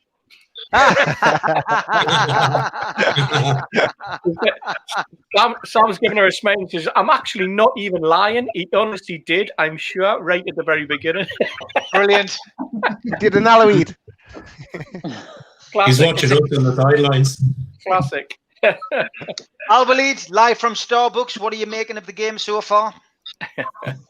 I see the both team are struggling, and everyone want to get the pole position. Maybe a little bit Manchester better in holding the ball longer. Every team want to lead, and I think the last 20 minutes. I think the player will be very exhausted, and they're expecting goals at the last 20 minutes. Everyone playing on depending on other side mistake. I think they will gonna be still the drama will still not start yet. Just taking a time out here. Rashford's getting a little bit of medical. He took the shot and the cells, I think it was, cleared him out, and boot onto the top of his foot. So he's gone down. So ASM still not happy on the sideline here after being completely taken out by Daniel James. Daniel James got a yellow as well for the challenge on ASM. I've caught up now. I've got live now. Harsh foul on ASM by James. It was. Nice to see you. This is nice to see your yellow produced. Was it, Steve? Are you watching the match as well, mate? Yeah, I just managed to get the screen going, and it was a nasty one. It was one of those where he was clean past him and he took him out by the waist, you know. And I think Rashford got a combination of Wilson and Hayden there, but the two of them swinging for it as he went for it right on the edge of the box. So he's hobbling off now, but he'll be back on. He's just hobbling off because he's had treatment. I think if anything, from the little bits I've seen, we've held back too much, and we're letting Mata play the ball around the way that he can. And Mata can just suddenly find holes and gaps everywhere, you know. And I always find that concerning when Mata plays against us because he tends to have a good game. Yeah, we just have this gap between the two. Obviously, we're playing 4-4-2, but we're playing and giving them so much room in between the two lines. Yeah, and Mata's just between Mata and Fernandez, they're just popping little balls in between that gap, in between the two lines, and they're getting so much space. Yeah. Throw into Manu. This is a cracking fight, by the way. Tommy Ward against Thomas Assomba. This is just not plain sailing for Tommy Ward. It's proven to be a difficult fight. It's into the fourth round. Thomas Assomba giving as good as he gets. Tommy Ward definitely throwing the better punches, but this could go all the way, and it could go either way. Depends what the judges see in this fight, but it's a cracking fight so far. What weight's that, Steve? What weight? I'll have to double check, mate, because the way things are going with boxing, people are going in and out different weights, but I'll give you an answer in 2 seconds, mate. I don't know. What level is this Assomba boxed at, Steve? Oh, he's Commonwealth champion. He's from North East. Phil Jeffries used to manage him. It's super bantamweight contest. It's over 10 rounds. Very good fight, this. Absolutely brilliant. This is what boxing's all about. Oh. James breaking forward again. I'm up to you now, Martin. I'm up to you on the iPad. I reverse for you, Spenny. You haven't caught up, pal. I'm right at 40 minutes right now. Yeah, we've got I've got 41.05 on the clock here. Man United breaking forward again. Wan-Bissaka on the right. Up against Lewis. Takes him on. Good defending by Lewis. Takes the ball away from him. I'm at 40-41 on mine. It's unbelievable. This like people Tommy- always say they're watching the game, and we can't watch the game because we've got to pay 15 quid. Tommy Ward's got a cut on his nose, getting a little treatment in the corner at the end of the 4th round. That's not. Oof. Caught him flush with the right-hander, straight down the middle. Pogba warming up for Manchester United on the sidelines. Yeah, what do you make of Pogba, Jamie? Because I was on a Manchester United podcast yesterday, and you know, I did say I didn't personally feel that I thought Pogba was a bit of the reason why there was problems at Manchester United. But, I got shot down in flames by the guy on Terry's podcast, saying definitely not. What do you make of Pogba? I think his footballing ability, when he actually wants to play, is by far like a good asset to have. He's one of the best players in the world when he's on his day. But I just think he doesn't have his day very often. And unfortunately, ever since he's come to Man United, he's always had issues. And it's like we can never see the best of him. But when you watch him in a France top, he looks like the best thing since sliced bread. The next coming of Zidane in a France top. But Man U, I think maybe the problem is he doesn't have the players around him. He's got some brilliant players. I think Kante does a lot of his dirty work in the French team. And when you've got a McTominay or a Fred or a Matic behind you, it's not a Kante. I think he does get a hard time from United fans. The ability is definitely there, but sometimes he disappears in games. I'd probably say he's probably like Shelby at Newcastle. He can be absolutely phenomenal on his day, but he disappears for 70 minutes a game. But I Would like you swap, him. Jamie? What's that? Sorry. Would you swap Would I swap him for Shelby? Shelby. Sorry. See what you've done there. I was way off on it. If you can do it before we take Bruce down, I'll get him in the back of the car as well. I'll tell you what, I'll throw Joe Linton in as well. He's Brazilian. You can have a Gallo if you want, but I'd probably take Joe Linton over a Gallo, to be honest. My God, you're joking. I wouldn't mind Almer. No way. Fit him in the back of your car. I'll have Almer on. No, you can't have him, mate. You can't have him. He wouldn't fit in with Man United's he wouldn't fit in with Man United's team. He smiles too much. What's your views on Pogba? Bruce on the sideline talking to Agnew. Doesn't look like he knows what he's doing again. He's asking what he's having for his tea. I don't know what he's talking about, but like Man United are starting to come into the ascendancy now.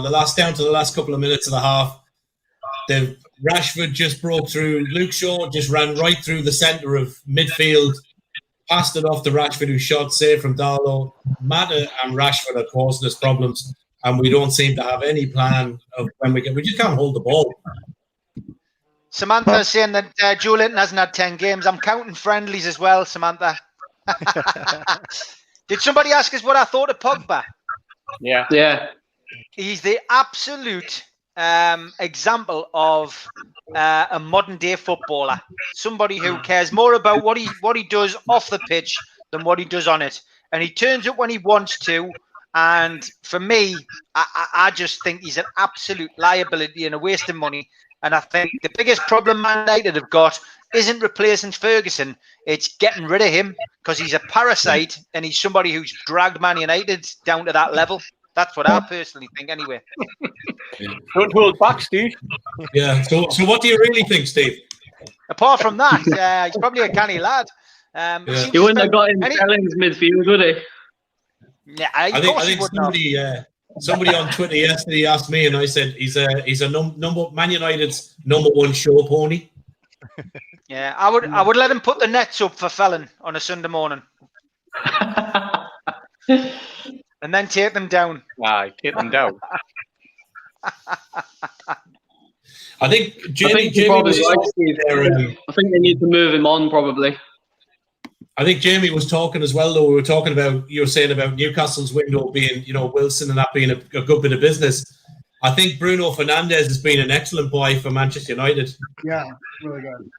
Our touchline. I don't know if I mentioned it earlier, but my best friend's from Portugal, so I watch quite a lot of Portuguese football. I have done since I was probably about 11, 12 years old, and I pay quite a lot of attention to the Portuguese league, hence why I know quite a lot about Alex Telles, who have just signed from Porto. But I just knew Fernandes was a Premier League player. When you see like a certain footballer and you think, yeah, I think he'll be able to pick up the English game. I just had a really good feeling about Fernandes, and for the price in the current market, it's an absolute bargain. I think we got him for about £46 million. Man United breaking forward here with James. Shoot, Darlow save. Just so much room between the back four. Oh, man. Daniel James and Rashford, the pace is just, we're getting caught out here. They're bypassing midfield. Joe Linton played a ball into Hendrick, who didn't have the pace to get to James, who just broke forward and just kept running. Saved by Darlow. Manchester United. News just in from our touchline correspondent. Bruce has just told Agnew to make sure he gets the garlic dip. Hendrick's been awful today. He has, yeah. He's not been anonymous. He's not been in the midfield game at all. He was picking him up as well in the pre-match. He was awful last time out, though, wasn't he, against Burnley? He wasn't brilliant at all. For one goal, that's about it. That's all he's done the whole time. Big shout out to our big shout out to we've got a visiting comedian tonight, Tom McIntosh, who is trying to get a bite out of everybody on YouTube. Don't name Messi, we've got Joe Linton. I tell you what, man, that break from Dan James, it was a great break, but it was a shocking effort. I mean, he got all the way through and then he just side-footed it, and Darlow was lying on the ground almost by the time the ball got there. If he'd have looked left, Steve, he had Rashford left-hand side completely clean That's right, through. but he could have put his foot through the ball as well, and he at least made the goalkeeper have to make a save. In effect, he passed the ball through to him. There was no pace with it whatsoever, was there? Half-time, lads. 1-1 as the teams go off for the break. Okay, half-time, 1-1 Newcastle United against Manchester United. Obviously, Man United could have been ahead, but thanks to VAR, they weren't. In the one of the main fights on Matchroom Show, Tommy Ward is taking on Thomas Asomba.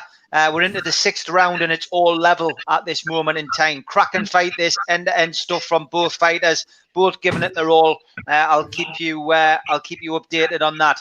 Nathan, your view on the first half of me. I know it's been difficult for everybody because everyone's watching it at different speeds. I hope nobody's watching the kickoff. But Nathan. Yeah, we started really brightly, and I think that goal for us. After that, we looked to creep into the game a lot more, and we looked really sharp, and we were like first to every ball. United were really slow to start, but we just let them get back into it, didn't we? We didn't put our foot down at that point when we were in the ascendancy. I think it's looking like it's all St. Maximum so far today for us. He's the only one really sort of creating anything and making anything happen, and he's kind of been much like the Burnley game when, as they've sort of realised what he's trying to do, they're just starting to give him a kick here and there, and they're kicking him all over the place now. So, our defence has been terrible in the back end of this second half. We've let them come into it. We've let them. They're beating us to everything in the air when the balls are coming into the box. It looks like.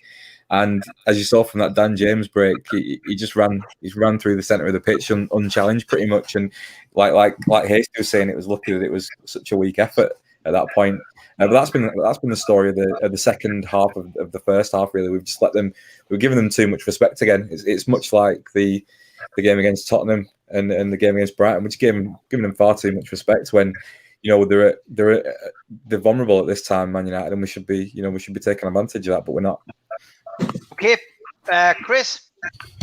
Yeah, I would agree with Nathan. I think Maximum's running all over the field, giving them maximum effort, showing that he really could compete with these guys. And I don't think that anyone else really on the field for our side has really put in the effort to say this game is winnable. Take this game by the scruff of the neck and turn them over. And I think we got the first goal, and typically, like when we score early, we kind of come place and we kind of sit back and don't take it to them. We should have just had that first goal and kept going. But I think we kind of got the first goal like, hey, look, we're up. Let's coast here. And that doesn't work with Man United or anyone. So disappointing. Okay, Tom McIntosh, big shout out to you, mate. You're obviously keeping yourself very amused with your comments. Don't overstep the mark, though, kidder, otherwise I'll hire you off. Spenny Mag, your view. But what I'm saying, except watching Gone in the Wind, is if Joe Linton, he hasn't touched the ball for about 40 minutes. So I think it's probably been maximum ready for Newcastle. Yeah. But Joe Linton's been quite ineffective so far. I need to get off. I think we need to Hendrick as well. I think we need to change it up a bit. Get Fraser on. One of the lads in the chat there though just said, I think it was Mark. He said that Joe Linton, he had his best game where he was playing behind the striker, and now when he's put out on the wing again, he's terrible. And I'd agree with that comment as well. I think he played his best football in that Burnley game, didn't he? Behind Wilson.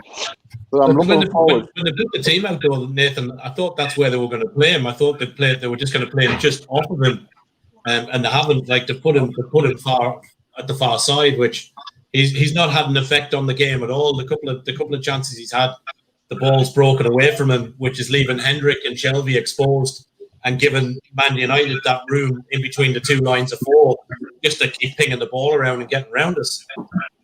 Steve Hasty, how effective has Shelvey been tonight? I know he's one of those players that we always tend to say, from our perspective, he shouldn't be in the team. Hendrick should be, maybe he's playing in the middle.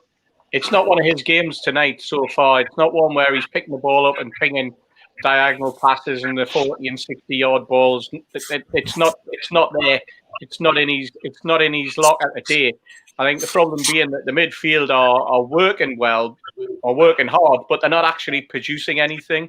We seem to be sitting back. We seem to be relying on hopefully giving the ball ESM, get him to do the break, hitting it to Wilson, hoping he can hold it up so someone can come along. But it's just bouncing back at times.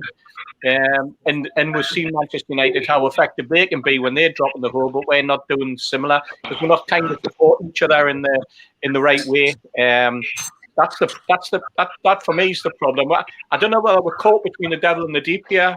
We don't want to expose ourselves by going full on the attack and risking getting done on the break, but at the same time, we're not really, when we're all behind the ball, alert enough to be defensively okay. You're always worried that they can thread a through ball that can destroy us.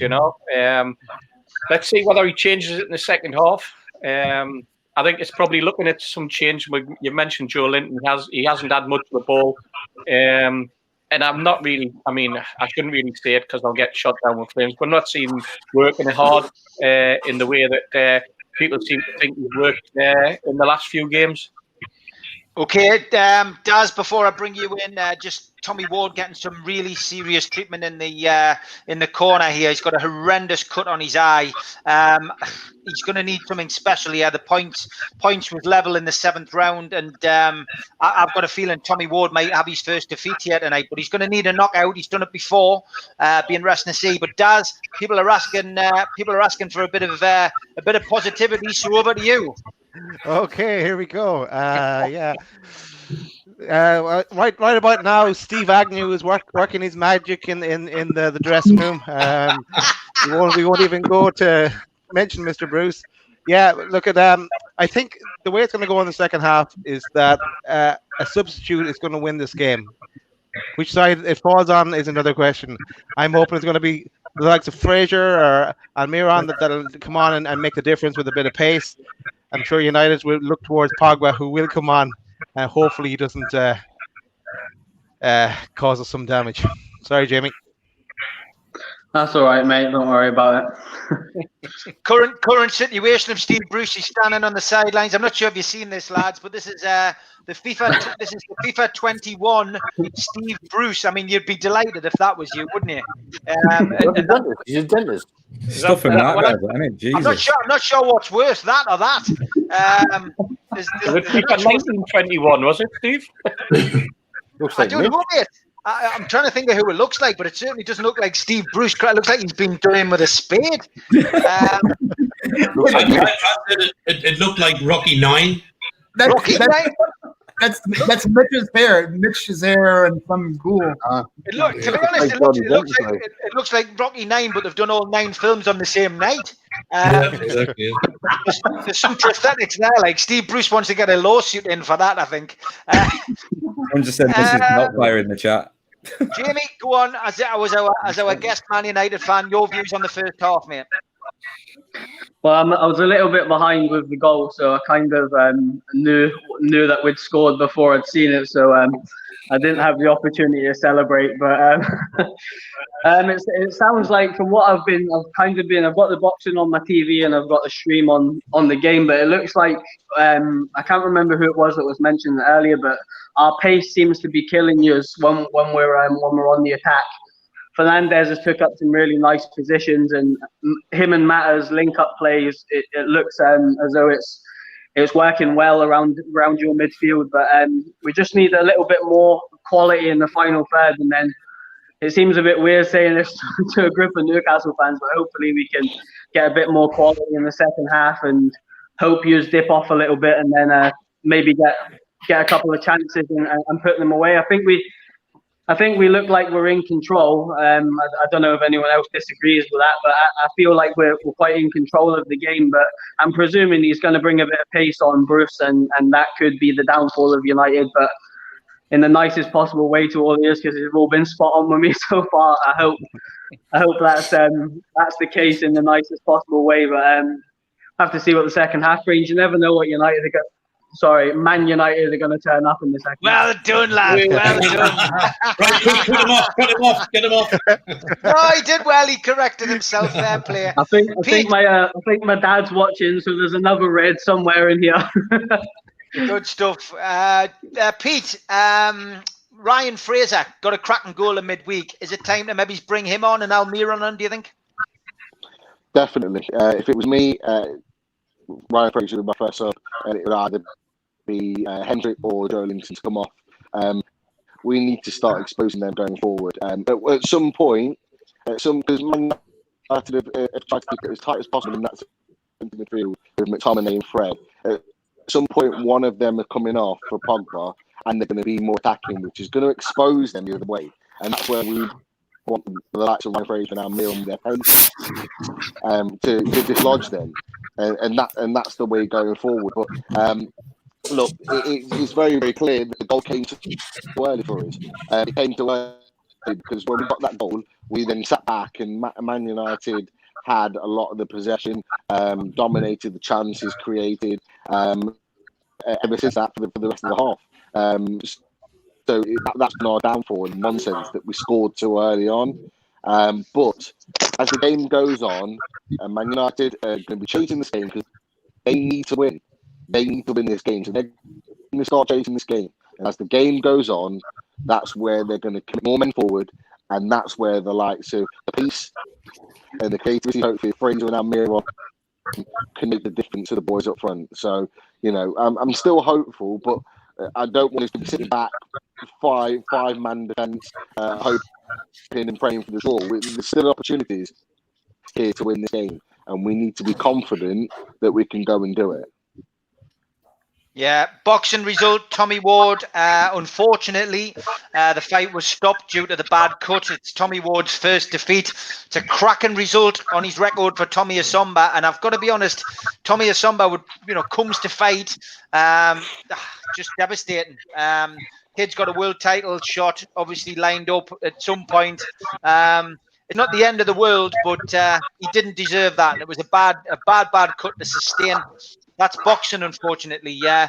Right, looking ahead to the second half. Let's go around the table because, as I say, I'm not watching the football. I presume we're nearly ready for the start of the second half. Nathan, have you changed your mind for the prediction? I said 1-0, didn't I? But I think, I don't know. I think I'd be glad to take the way we're playing anyway. I'd be glad to take a 1-1 at this point. To be honest, I don't think we've not done what we set out to do, what this team's capable of doing at all.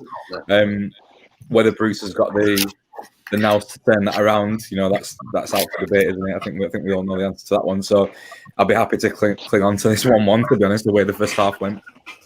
Yeah, okay. Daz, I went for 1-1 at the start. I'm not going to change my mind. I don't think there'll be any more goals in the second half. What's your view? I'm going to stick with my prediction as well. I'm going to go with 2-1, and I'm going to go Newcastle, and it'll be a sub that'll score. That's me. Okay, I'll lead. Your prediction, mate. But then... Yeah, I'm still with the 3-2. I'm expecting the player will be very tired because they are in rush in play.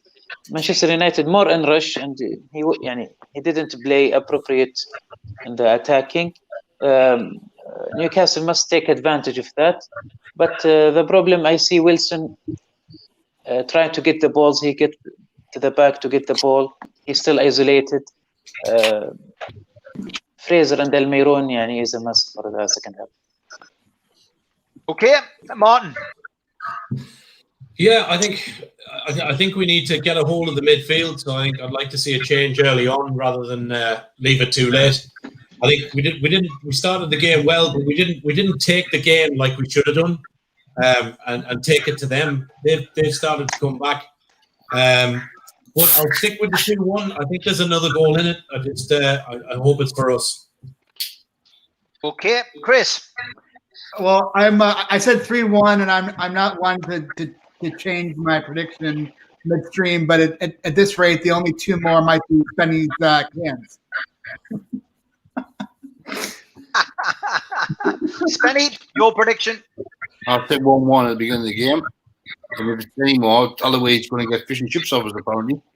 It's stuck the same. I'm getting caviar at the Hilton. Some sort of.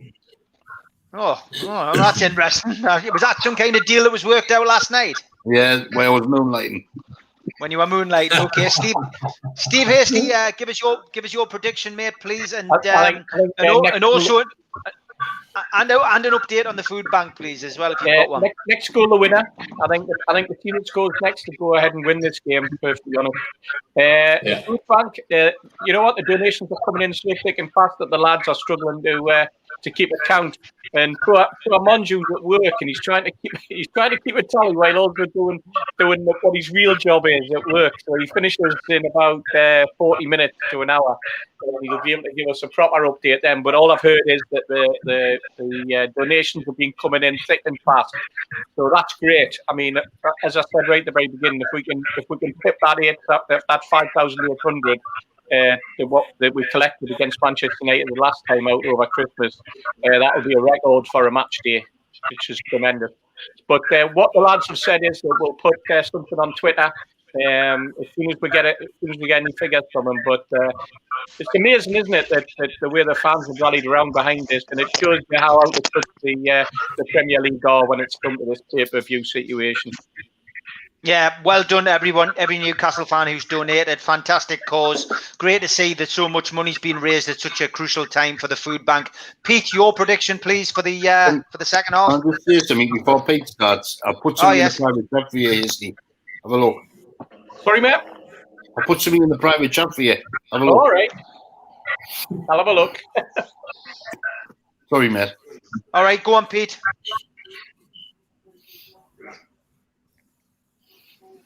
Pete, can you hear us? Pete, you're on mute. I didn't even realize. Sorry, my bad. I still think it'll be 2-1. I'm still confident that we've got another goal there. So, yeah. Okay. The results come in on the box, and it's interesting to see that it's actually been a split technical draw. It looked to me, obviously, I'm not listening to the commentary. It looked as if the fight had been waved off because of the cut. But unbelievably, 88-85 Asomba, 88-84 Ward, 86-86 on another scorecard, a split technical draw. So That's a fascinating.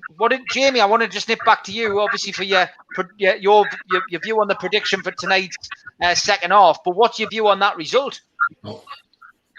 From watching the fight, I think I was the same as you. I thought Asombo was winning the rounds. The better quality work was coming from Ward, but the eye was a mess. He caught him with some great shots in that fight, and I watched a lot of Thomas, in his last couple of fights. I ain't seen a lot of him, and he impressed me the first couple of rounds. But goodness, I'm going to look out for that Asombo in the future. He looks so tough, him. He was one of those fighters that came over for the Commonwealth Games and didn't go back to his country. There was 3 fighters, if you remember, all boxed for his country, and they all decided not to go back home. And he ended up. That's what we're making a change here. I think Hayden is down injured. Sorry to interrupt. Hayden's down injured. Looks like we're getting a sub. Doesn't look like he's getting back up from this. Yeah, it's his hamstring. Okay. I think so, yeah. Gone. Give us your prediction for the second half, Jamie. I think the substitutions are going to win the game for either team. So we'll have to wait and see what the end result is. But I'm hoping if we can sort of make some changes, bring a little bit more quality on, and a little bit more quality in the final third, as I'm sure your fan base would be the same. But I think the subs are going to win the game. Next goal wins, I think. Yeah, Hayden's gone off. We're prepping a sub, so we're down to 10 at the moment. Is it Charles coming on? Man United on the ball. Not sure. Still, it doesn't even look like there's anybody out warming up here at the minute, so they must be getting stripped off. But nothing, no sign from the bench yet. But Hayden has gone off, and Man United on the ball here at the minute. Wan-Bissaka on the right, plays the ball back to Fernandez, who skies it out towards the Leases Park. So we're just waiting to see who is coming on. Shah is coming on for Hayden. I like Fabian Shah. I don't know why he doesn't start more games for Newcastle. I really rate him. Sav like Shah as well. Yeah, just on Shah, he performed really well under Rafa, but last season under Bruce, he was a nightmare. But the last game he played well when he came off injured. Is he going to go straight at the back? Or is he going to stick him in midfield? Because quite frankly, it's ridiculous to stick him in midfield. From looking at the position, it looks like he's keeping Hendrick out on the left. He's playing Shah alongside Shelby. Why? You've got a clue. Man United on the ball here. Fred with the ball. Till we get a. Oh yeah, the dudes. Plays it. Oh, it's a great ball to Wilson. Wilson breaking. Cuts inside. Absolutely. Go on. Oh yeah, the dudes in the middle. Shelby has it back across. I'd have had more respect for him if he'd gone 3 central defenders and pushed the wing backs up and tighten, push them wide. Jamal, Henry and Hendrick. Cuts inside. Oh no! Takes it out. Oh, what a save from De Gea!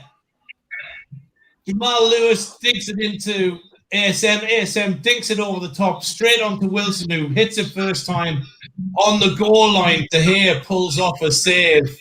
Unbelievable. He's having a stormer, isn't he? He's been crap all season. He plays against literally on the line, and he claws it out with a hand and clears it. Should have been 2-1 Newcastle. Great save from De Gea, unfortunately.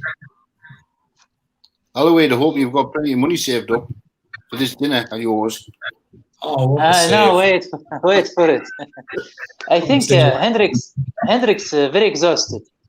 Yeah. He is in Nationals. Great ball, Dink. Just show the replay. Studs. It just gets the studs onto it to force it towards the goal, and De Gea from nowhere just gets a hand and literally just claws it to the side. Unbelievable. Thanks for cheering him up with a pie. Yeah, that was my comment. I decided not to comment on Steve Bruce. I'm just going to put a pie up every time. You know who he looks like, Steve? He looks like Ray Liotta after he's put about 15 stone on. With the ball here, back to Fernandez. Brilliant. Fred shoots wide of the ball. Is that got to be the most stupidest name in football for a footballer, like Fred? I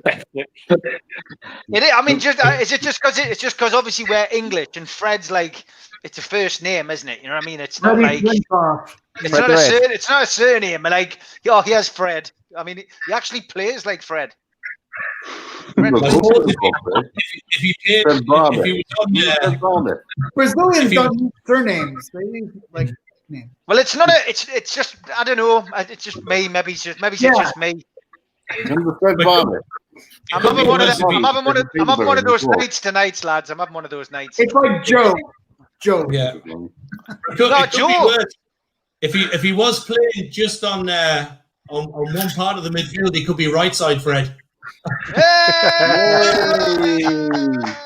Classic, absolute. That's me and Spenny. Right side Fred. I know which one's deeply dippy, and it's not me. I want to see a Brazilian called Larry. Here's Larry. Classic. Oh, wow. Wasn't it chipping deals? I mean, you say. Exactly, mate. Why would the header out? I don't know that you saw. Have I got news for you last night? But they had a thing like Forest Green Rovers. They had a competition to name the ground, and the fans all voted for Kevin. So the fans wanted to call that ground Kevin. They've ended up taking sponsorship from Innocent Movies instead, but the fans wanted Kevin as a name. So you could have had Fred playing for Kevin or in Kevin, couldn't you? If we got the Forest Green Rovers. Brilliant. There's me and Spenny. There you go. That's it. Right side Fred. They were breaking forward here. Wan-Bissaka pulls it back. Oh, to Kraft. Back to Hendrick, who completely screws the shot. Manchester United break forward with Wan-Bissaka on the right-hand side. Cutting in. It's 3 against 3 here at the back. Plays it to Rashford. Cuts inside. Great tackle by Fernandez. Rashford goes down. Ref waves play on. Steve, what are you making of this Joe Laws fight? Well, Joe Laws still hasn't been tested. Joe Laws needs to fight my fighter, Ellis Corey. Ellis is Northern Area champion at welterweight, and he needs to fight him next. If he's going to be taken seriously in the Northeast, he's got to beat the guy who's got the belt in the Northeast. So we'll see what he does tonight. If he's gone back to welterweight, and if he is, we're going to make a serious play to try and get him to fight Ellis Corey. Ellis will do the business against Joe Laws, and that will be that. But let's see what happens tonight. Yeah, I know he's your fighter, Ellis, but I've heard other people as well, like that are into the boxing on the Northeast, and people are raving about it. We have a VAR check here for a penalty for Manchester United. Rashford's gone down. Well. But to me, it looks like he tried to drag his foot off the side of either Jamal Lewis, looks like possibly Fernandez, but they're going back for the check. We did predict on the Man United thing last night, me and Kendall, when we were doing it yesterday, we did say there would be a penalty to Man United at some point. I don't think it's a penalty. Who was this? I think it's not a penalty, I don't think. No, I don't. It looks like he was already going down. Yeah, a bit naughty that. And it looks like he was going down, and he's done the old tried to drag the foot. Yeah, it's not a penalty for me. Yeah, no. It doesn't look violent, but It looks like he's given it. He hung his ankle out there. Yeah, he did. He hung the foot and dragged it. He's gone to the TV screen. It's never a penalty. It's never a penalty. He's dragged the foot. It looks like it's more of a booking. Yeah. I'd book him for that. A bit naughty that. He's dragged the foot against the shell. It looks like here. He's giving it. He's given it. Yeah. He's given the penalty, lads. It's never a penalty. Not in a month of Sundays. It's never a penalty. It's pick this never one. a penalty. Pick this moment to say a big thank you to Darren Baldwin Funerals, who sponsors the show. Always pick an apt moment, local independent family business. Big shout out to qtechshop.co.uk as well. Get out. It's never a penalty. They're playing it back twice over. It's I don't know if we're absolute- going to score this, guys, but for me, that wasn't a penalty. Okay. It's not a penalty. He dragged the heel. And That's a bad down. His other leg was already down before the challenge came in, and he it's ankle sprain. Yeah, watch. he's going down as he absolute farce. and throws himself forward. And like the referee goes back to the TV to look at it, and you can clearly see that he drags the foot. Bruno Fernandes with the penalty. Oh, surprise, surprise. You looked away right when. On the penalty spot, Darlow. Just waiting on the referee. Oh, Darlow. Yes! Yes! Saved. Yeah, he saved by Darlow. You saved it. Great save from Darlow. It's a good job because I was going to. Me and Spenny were going to go around and sort out the VAR guy. That's a great save. Now, the odd thing there. Get on my ball. Oh, that's a great save from Darlow. Get on I my think this ball. is first time Fernandes missed the penalty. Hang on, they're looking. Outstanding save. Outstanding. Not going to go back. Now, just one for Jamie there on the line on the penalty there. Bruno Fernandes. Just watching Jamie, it now, mate. I'm just he watching didn't it. take the normal run up. The little hop and the skip that he normally does. He just planted the foot and hit it. Steve Bruce celebrating that penalty save. Oh, off the line by Shelby from Maguire with a header. Crossing Man United fan, me.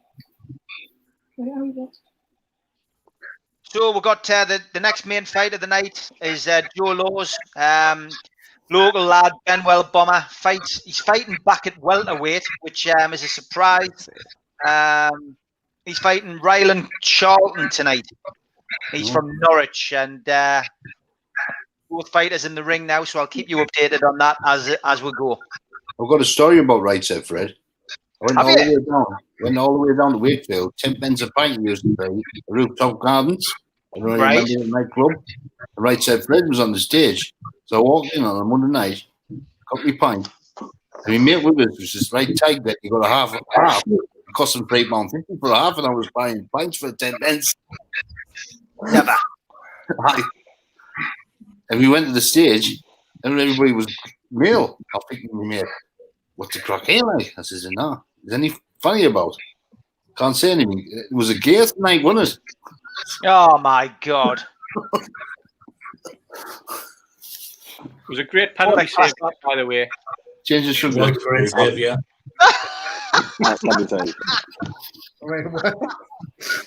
I'd hate to see how much stick I'm getting for that penalty miss in the comments. I've then look at them.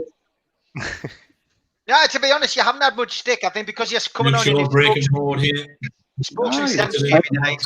I see someone giving me a bit of stick about my accent not being from Manchester. I was waiting for that one all night, and someone delivered it. So there you go.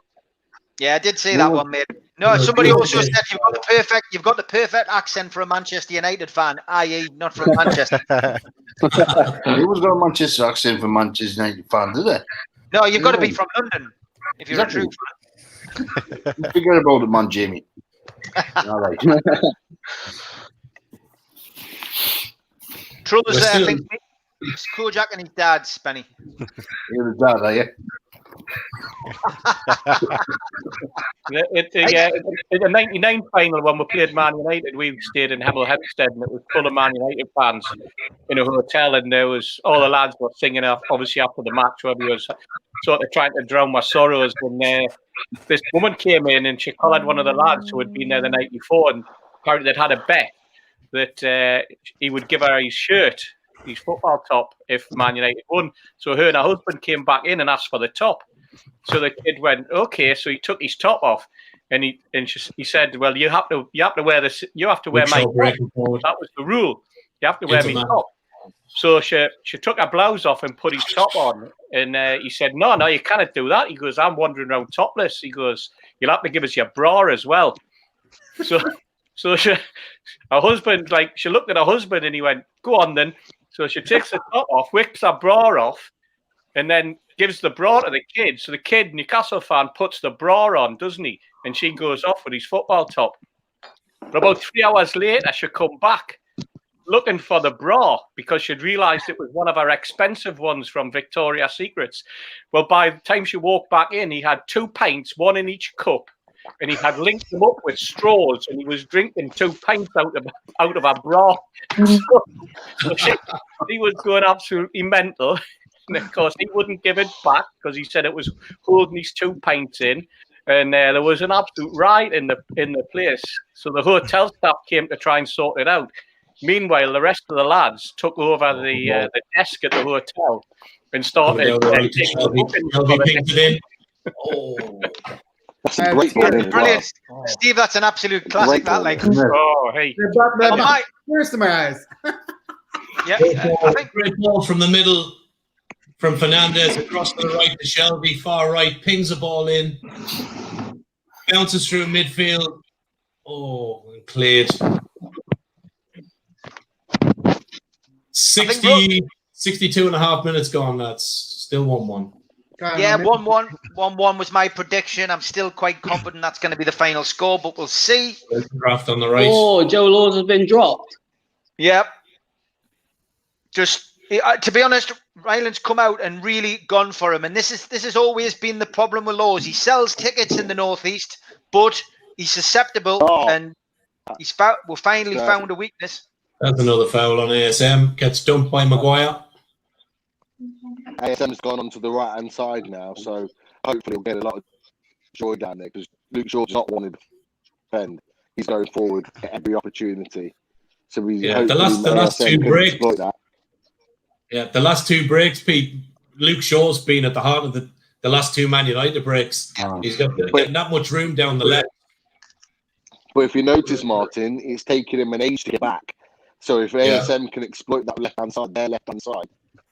That was a lovely break by Shelby. The cross that he put in about a minute earlier, though, and unfortunately went right across the 6-yard box, and he had done quite a run to get to it and hit it rock hard across the 6-yard box. Unfortunately, Wilson couldn't get on the end of it, and it went out the other side of the pitch. Shelby with a free kick here now, whips it in. Oh,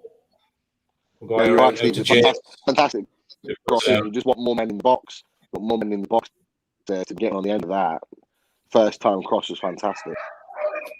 The game's a bit more open now, isn't it? Yeah. Yeah. And it's weird, no substitution yet. Eloise said he's sweating Eloise, isn't he? What was that meal?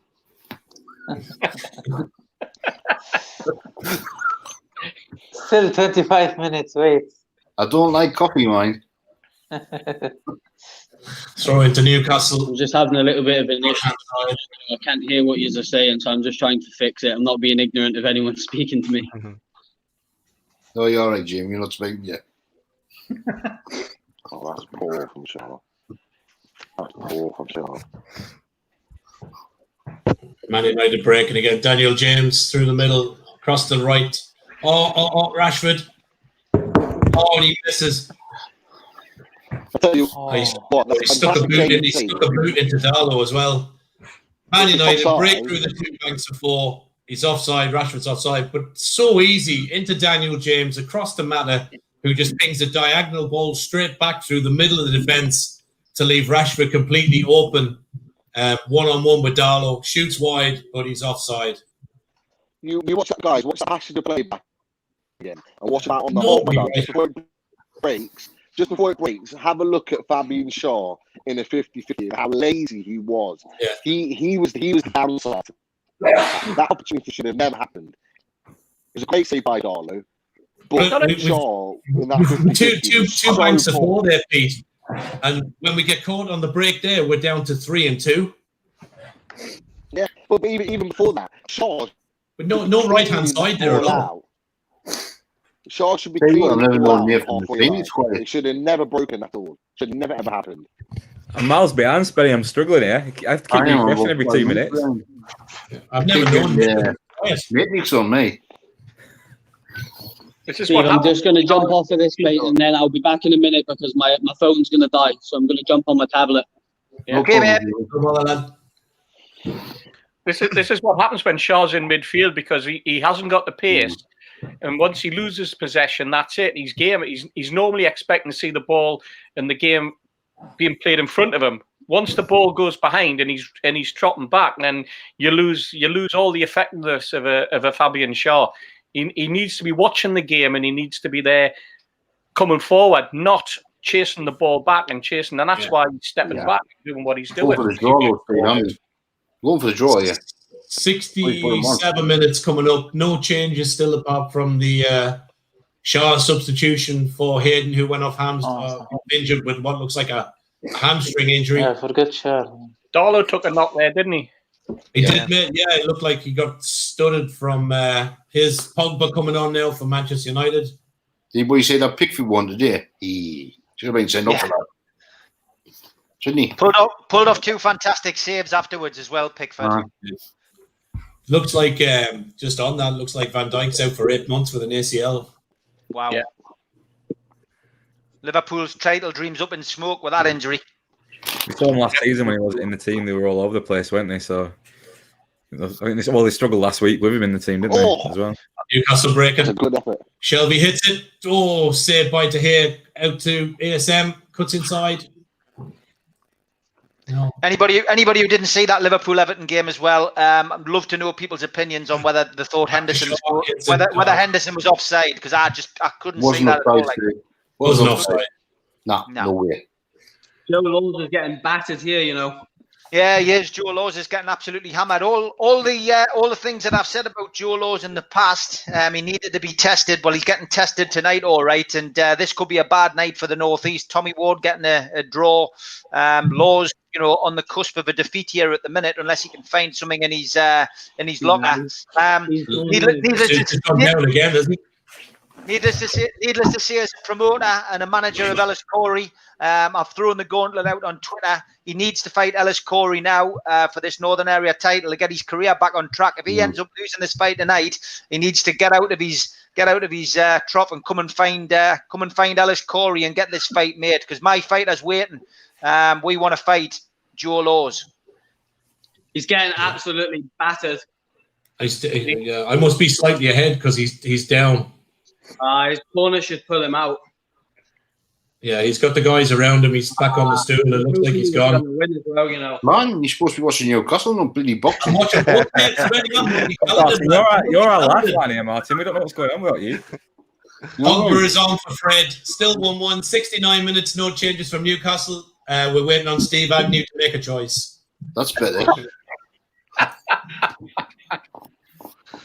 Man United breaking Luke Shaw again.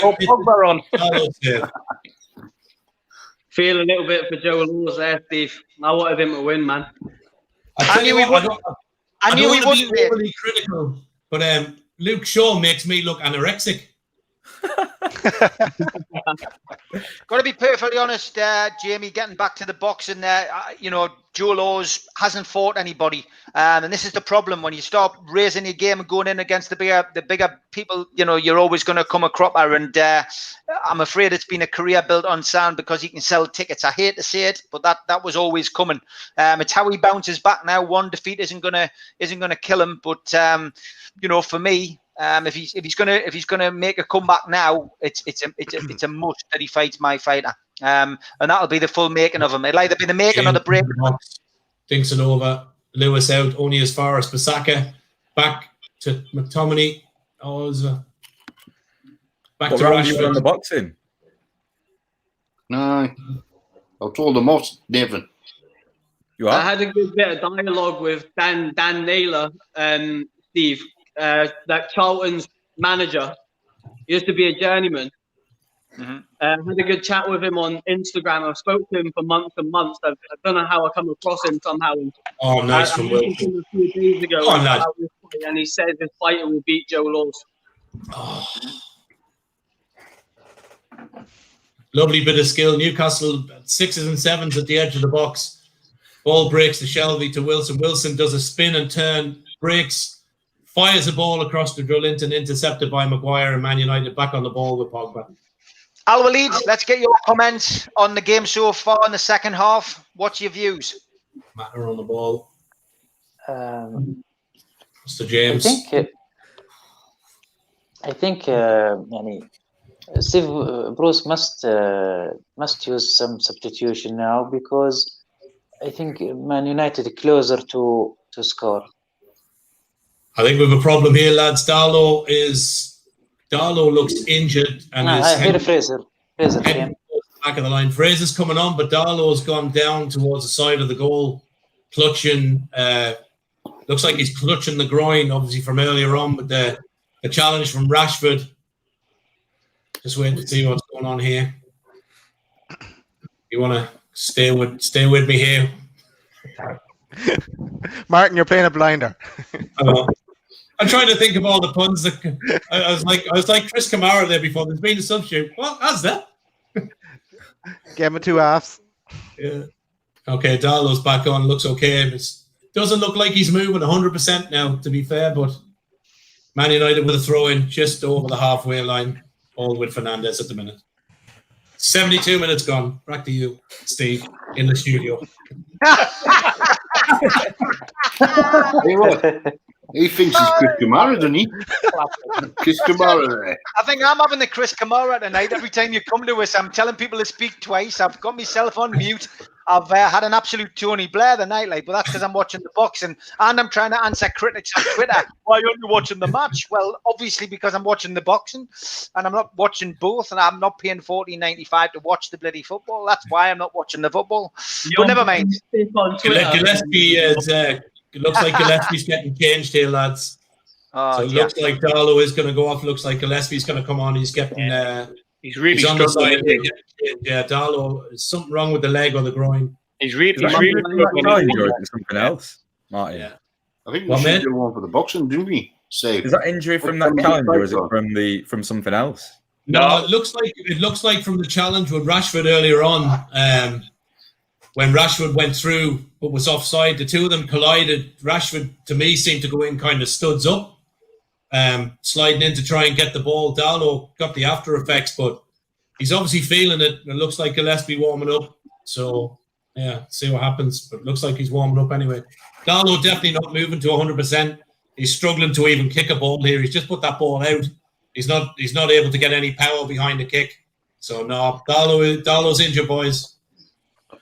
Bad news, and going to be interesting to see what what happens now. Gillespie obviously coming in as main choice. Can we recall Woodman? No.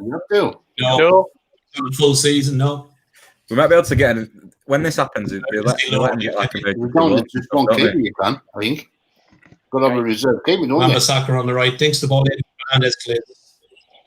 A lot of teams pick up an emergency loan keeper, though, don't they? We might have to go that route, probably. Last time we saw Gillespie, it was that Clanger, wasn't it, against Newport, where he you're right, Nathan. You're right, Nathan, yeah. Darlow can hardly move here. Bruno Fernandes has just played across him from the right-hand side. It went over the top of Darlow, but he wasn't even able to get to the far left side of the box to get anywhere near it anyway. Have they not changed it? What's going on? He's no movement, no. Van de Beek is coming on for Manchester United as well. Stripped down, ready to come on. Still no change on the keeper for Newcastle. And Darlow struggling to even get around the box. Why have they not changed it yet, Martin? Isn't it? I mean, dear me. It's been 5 or 6 minutes now since Darlow got the original knock, and they still can't make their mind up what to do. You know, that's ridiculous. I'm 2 minutes behind here, and the ball's been out of play about 6 times. Yeah, he's hobbling around. It's disgrace. Free kick to Manchester United. Shaw's just brought down Fernandes, so free kick to Man United. 75 minutes, changes haven't taken place yet. Steve, what's the most expensive restaurant in Newcastle? Go down. Couldn't hear you there, Spenny, mate. Sorry. What's the most expensive restaurant in Newcastle to get a meal? The most expensive restaurant? McDonald's. There's a few. There's a few. There's a few expensive ones. The rest of my shut, Spenny. So you'll have to go to McDonald's. Right, Alloway's big. We're going to end up with Beardsley in goal here, aren't we? Aye. Yeah. Yeah. McDonald's just taking the Where ball did there. Gillespie come from? Was it from Motherwell? Yeah. Yeah, came from Motherwell, mate. Yeah. Like another couple of minutes gone, Darlow's still limping, taking the ball from a high cross there, hobbling now, literally in the goal. He's struggling to get from side to side here. Why doesn't he just go down? From Newcastle. Yeah, go down. Go off. He needs to go down. Come on, Agnew. That Brooklyn looks nice. I don't know what's happening. I can't even see Gillespie on the sideline here. He was there before, but he was looking, but he wasn't getting the signal from anyone. And in the meantime, they've made that substitution, haven't they? You know, Bruno Fernandes with the ball, dinks it in. Darlow takes it. Oh, he's Darlow's seriously injured here. He's just taking the ball there from across, and he's not even able to put any weight on the foot whatsoever here. What the hell is going on? This is a Steve Bruce masterclass. Run it off. It is. It's an absolute run it. I'm just going to keep showing this. It's mad that we're watching 2 minutes behind. He's still on the pitch, and he's still on the pitch for you, man. Unbelievable. He's now having to roll the ball out, isn't he? You know. Yeah, Stu's obviously Bruce's biggest fan and not happy with this at all. The Steve Bruce pie, says Rosa. Yeah, like Kraft's got the ball now. We've a throw in. Just go down while the throw is there to be taken. Your man's looking It about. looks like the stuff's coming here now, but like He's a bloody clue, this twat, is he? he's going to take. Are you talking about me? Bruce isn't watching, is he? He's not watching. He's watching the 8s or something, isn't he? Playing Snake on his phone, isn't he? He's watching the fight. Watching the boxing mistake. Boxing. Watching the boxing mistake. That cunt. Good job. This is an over 18 channel, Spenny. You've been telling stories about going down the pink triangle. He's been calling people a C word. He's on a proper. Get off that Guinness, lad. Oh, man. I thought it was Katie. The ball, man, he's lame. Get the substituted.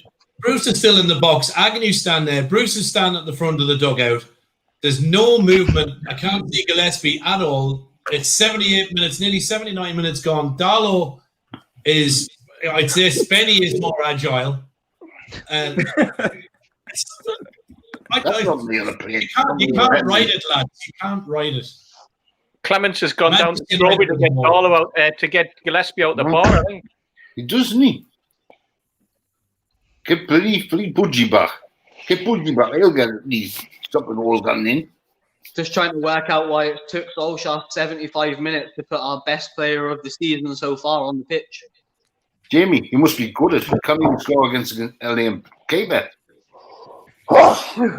Doesn't surprise me. The irony being that they've never tested Darlow since he was injured. They don't test any keeper. I don't care. Every time you mention Darlow, I think of Dalton. It doesn't look like Newcastle are bringing on Gillespie. There's no activity on the bench. So either Darlow has told him he's okay to play on, but he can't move. Maguire with the shot. Oh, just wide. Darlow down. Again, whether he can get up is a different. It's all Man United at the moment, though.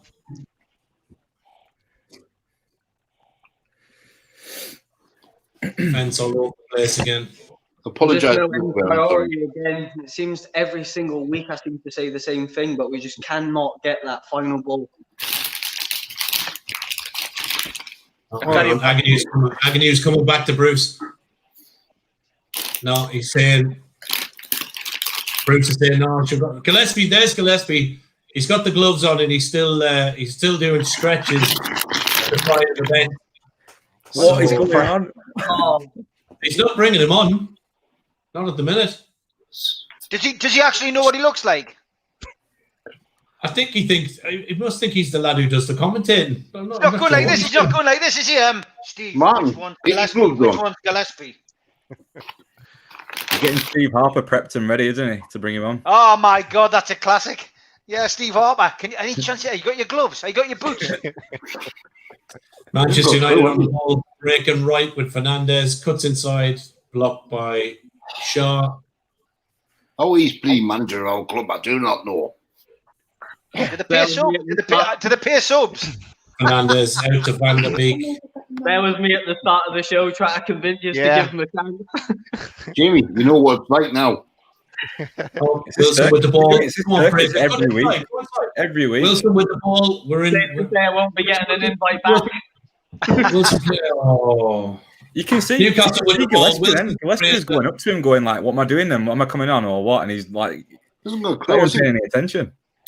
Pete looks like he's auditioning for Prison Break. I knew you should have signed Troy Giannini. It's all you lads. Good in net as well. Making commission off that. That's not going to happen. He's not bad in the net either, though. 82 minutes gone. Gillespie has headed down to tuck a couple of points while he's warming up. He's gone home. Did the strawberry, isn't he?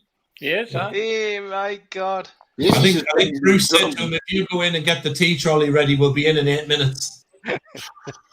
How's the bacon, did you say? Oh. How's the bacon, did you say? Ladies and gentlemen, this is Premiership football. You've got a Premiership manager here. 82 and a half minutes gone, 1-1, and Steve Bruce doing a fantastic job. Steve Agnew doing nothing, but we're still there. Look at the sweat off on Louise's brow because he owes me a meal. Our lead 3-2 is a bit ropey now. We should run a sweep between them on what minute they'll finally make the substitution. I'll go with 91. A little bit of waste time. Extra time. 91. 91st minute, you'll take Darlow off. Carry on, manager. Because he's already made a sub. He's clueless, him. The good news is that when the match finishes, I will be able to watch the Lewis Ritson fight on my TV, which is great. So there is some positive news tonight. I might watch it myself. Is Ritson top of the card, Steve? Is he? Yeah, and the way tonight's going, he'll probably get beat. You see, this is the problem. But can you imagine being a fighter and having to keep yourself ticking over for since February and not have a fight, and then suddenly expected to get back to the level you were at in October? It's a hard ask. Like when you've been fighting maybe 5 or 6 times a year to suddenly have one fight a year. It's I know everyone's in the same boat. But Thomas Asomba, who fought Tommy Ward tonight, he was lucky. He fought in August, so he's been through it. He's had that opportunity to fight. Joe Laws, hadn't boxed for more or less 10 months. Come in, got caught cold by somebody who again had already had a fight. So really difficult, lads. Really difficult. Cheers. I'm not about the Bronx since February. Your fighters at the moment, do you think going forward it's just going to literally be 50-50 fights now, or good domestic fights? Because they're not going to be able to go back to putting sort of younger fighters in with journeymen anymore, are they? Because it's not going to work because it won't sell, will it? I tell you what I'd like to see is probably Steve Bruce going in against Anthony Joshua or Tyson Fury, because the size of him on that FIFA 21 photograph, after eating all them pies, is definitely worth a shout. Got shouted like always. I prefer to see Katie Taylor give him a pasting. Yeah, me too, mate. Got shouted like balls, isn't he? Yeah. So what's the score, Martin? We're still ones each. Ones each. Manchester United just literally breaking as we talk. Rashford on the ball. Fernandez goes left into Fernandez. Goal, Manchester United. Why did you ask, Steve? Bruno Fernandez. You jinxed it there. Had a premonition. Manchester United break all the way down the field. Bruno Fernandez plays it into Rashford. Rashford on the edge of the 6-yard box, flicks it on. Bruno Fernandez runs clean through and plays a right-footed shot into the top corner of the net. Darlow nowhere near it. And then break from the goal line. Break from the goal line. 3-4 into Rashford, into Fernandez, goal. 4 passes from the goal. Darlow's now actually had one of his legs amputated, and Bruce has still got him in goal. Yeah. To be fair, that's a great finish from Fernandez. That's a good goal. Would he have got to it if he had 2 legs, Martin, or not? No, I'd say if he had 3, mate, he wouldn't have got near that. No, to be fair, it's a good finish. It was a good break. Load of pace, 4 passes. The interesting thing was they played a shot there before of Solskjaer on the sidelines, and I was just thinking to myself, he looks as clueless as Bruce. But then Man United gone straight down the other end and scored. 86 minutes gone. Newcastle 1, Manchester United 2. Darlow's looking over at the bench, though, isn't he? After that goal, you see him. He's limping out the net, picking the ball out, and he's looking at the bench, thinking like, "What's going on?" It came from It came from a free kick for us on the edge of the box. It did, yeah. That's what I'm saying. It broke to Fernandez. Thing, you know. There's the stats look at the stats on the screen, Steve. There, Man United 11 shots on target, us 4, 66% possession to our 34% at home. That tells it all, Steve, doesn't it? Does absolutely. And this is a game that's been crying out for some Stardust, and neither team really sprinkled any. To be perfectly honest, but the possession, giving United this sort of possession, it's just going to kill you, and the consequences now. The third sub is on now, so there's no change for the keeper anyway. Hendricks is off for Almiron, so that's now 85th minute. That's how 3 subs used. So Darlow's got to play it out now anyway. Yeah, if Darlow was badly injured, he should just go down. Just saves his job, and Dinks the ball over, cleared by Man United. Total mismanagement. I'm on 10 on my stream. If Steve Bruce says good game to Solskjaer, the yellow on it, mate. Ball dinked over the top to Miggy, down to Shelby, trying to control it, goes down the box, play on. Pogba breaking into Mata. Bruno Fernandes has dropped out to the left-hand side now. Van der Beek, Man United, 4 players onto 2 for Newcastle at the back. They're being pulled all over the place. Bruno Fernandes and Mata are just ripping us apart at the minute between the midfield and the back 4. Which is what was said as early as the 15th minute. Yeah. And Bruce hasn't done anything to try and combat that. And we could spot it. There was at least 4 of us said that was what was going on, that the 2 of them were controlling the game. And he's done absolutely nothing in his midfield to try and stifle that. Yeah. Like Juan Mata has had pretty much control of the midfield for the best parts of 75, 80 minutes. He hasn't had to do anything special. He's had runners left, right, and central to him. He's just been pinging 10 and 20 little yard balls, and he's splitting the 2 lines of 4 and 2 more passes, and they're in on goal every time they ping a ball. Like, it's nonsense. Like, he's dancing around here, pinging balls into Van der Beek and into Fernandes, into Pogba, and we just can't get near them. And the irony is, they played without a centre forward. They played with Rashford pulling off on the left all the time, and we've just moved with him, and we've just left the gaps, and we haven't been able to control. Wan-Bissaka breaking through. Goal 3-1 Manchester United. Wan-Bissaka on the right. Clean through, 2 passes, Wan-Mata into Bissaka, right foot shot, goal, Man United. Game over, boys. 90 minutes up, Newcastle, Manchester United 3. A little bit, we'll let you in the final third, and we'll see the result. I predicted 3-1. I didn't go. Obviously, it went the other way. So. It's so easy though. Like, he just plays a 1-2 into Rashford, breaks through. Shaw jogging back, Lewis jogging back, absolutely no marking. Jamal Lewis gets pulled to the ball, creates a space on the left. Wan-Bissaka free to shoot a goal. Darlow nowhere near it. Guys, if you want to donate to the food bank, that's how you do it. Mobile phone with rightward arrow at left. Text and donate food to 88802. Please do that tonight. None of us have paid for the stream tonight. None of us have paid for the match. We've managed to watch it. However, I've managed to watch it. I haven't watched it at all. I've just watched the boxing. I hope you've enjoyed the coverage tonight. But please donate to the food bank. If you can donate a couple of quid, that would be great. We're not asking you to donate $14.95. We know it's very difficult in these testing times with COVID, but it would be massive if 311 you are watching, if all of you donated £2 by texting 88802 tonight, that will be another 622 quid in the pot, and that would take them well over £6,000, which the target was £5,000, and I think they were at round about 5,500 when Steve came on. I would be surprised if they're not at £6,000 now, but if we can help to get them to that, that's great. So if you've got a mobile phone and you can do that tonight, text food to 88802, and that will be a big help to the Newcastle Food Bank in these testing times.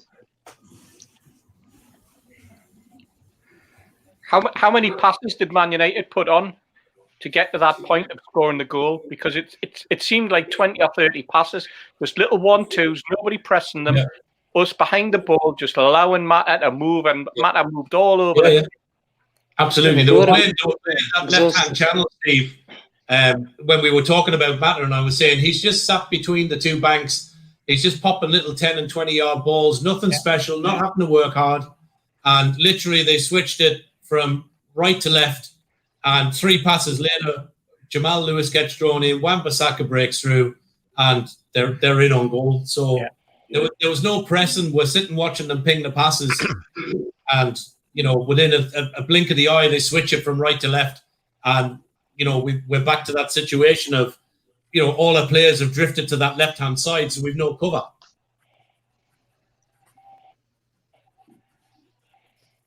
How long left there, Mon?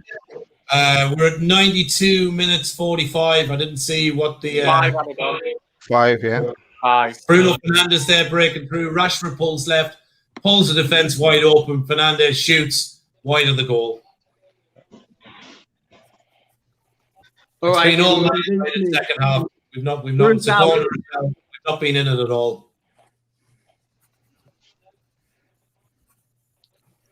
Man United with a corner, 93 minutes gone. Still Newcastle 1, Manchester United 3. Unbelievable this, to be honest.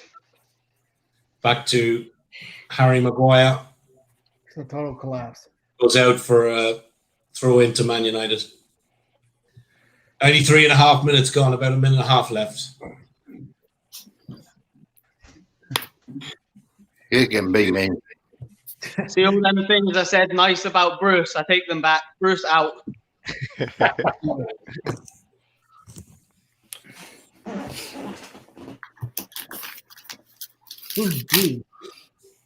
think the other thing for me tonight as well is obviously the formation we've played.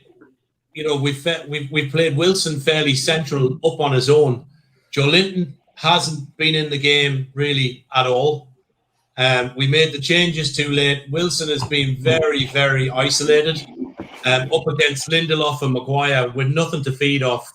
Bar and ASM with a couple of spurts. What do you expect a striker to do with that up against a flat back four? They've not been stretched at all, to be fair. Richards on Sky. Richards on Sky. Main event. Paul Davison.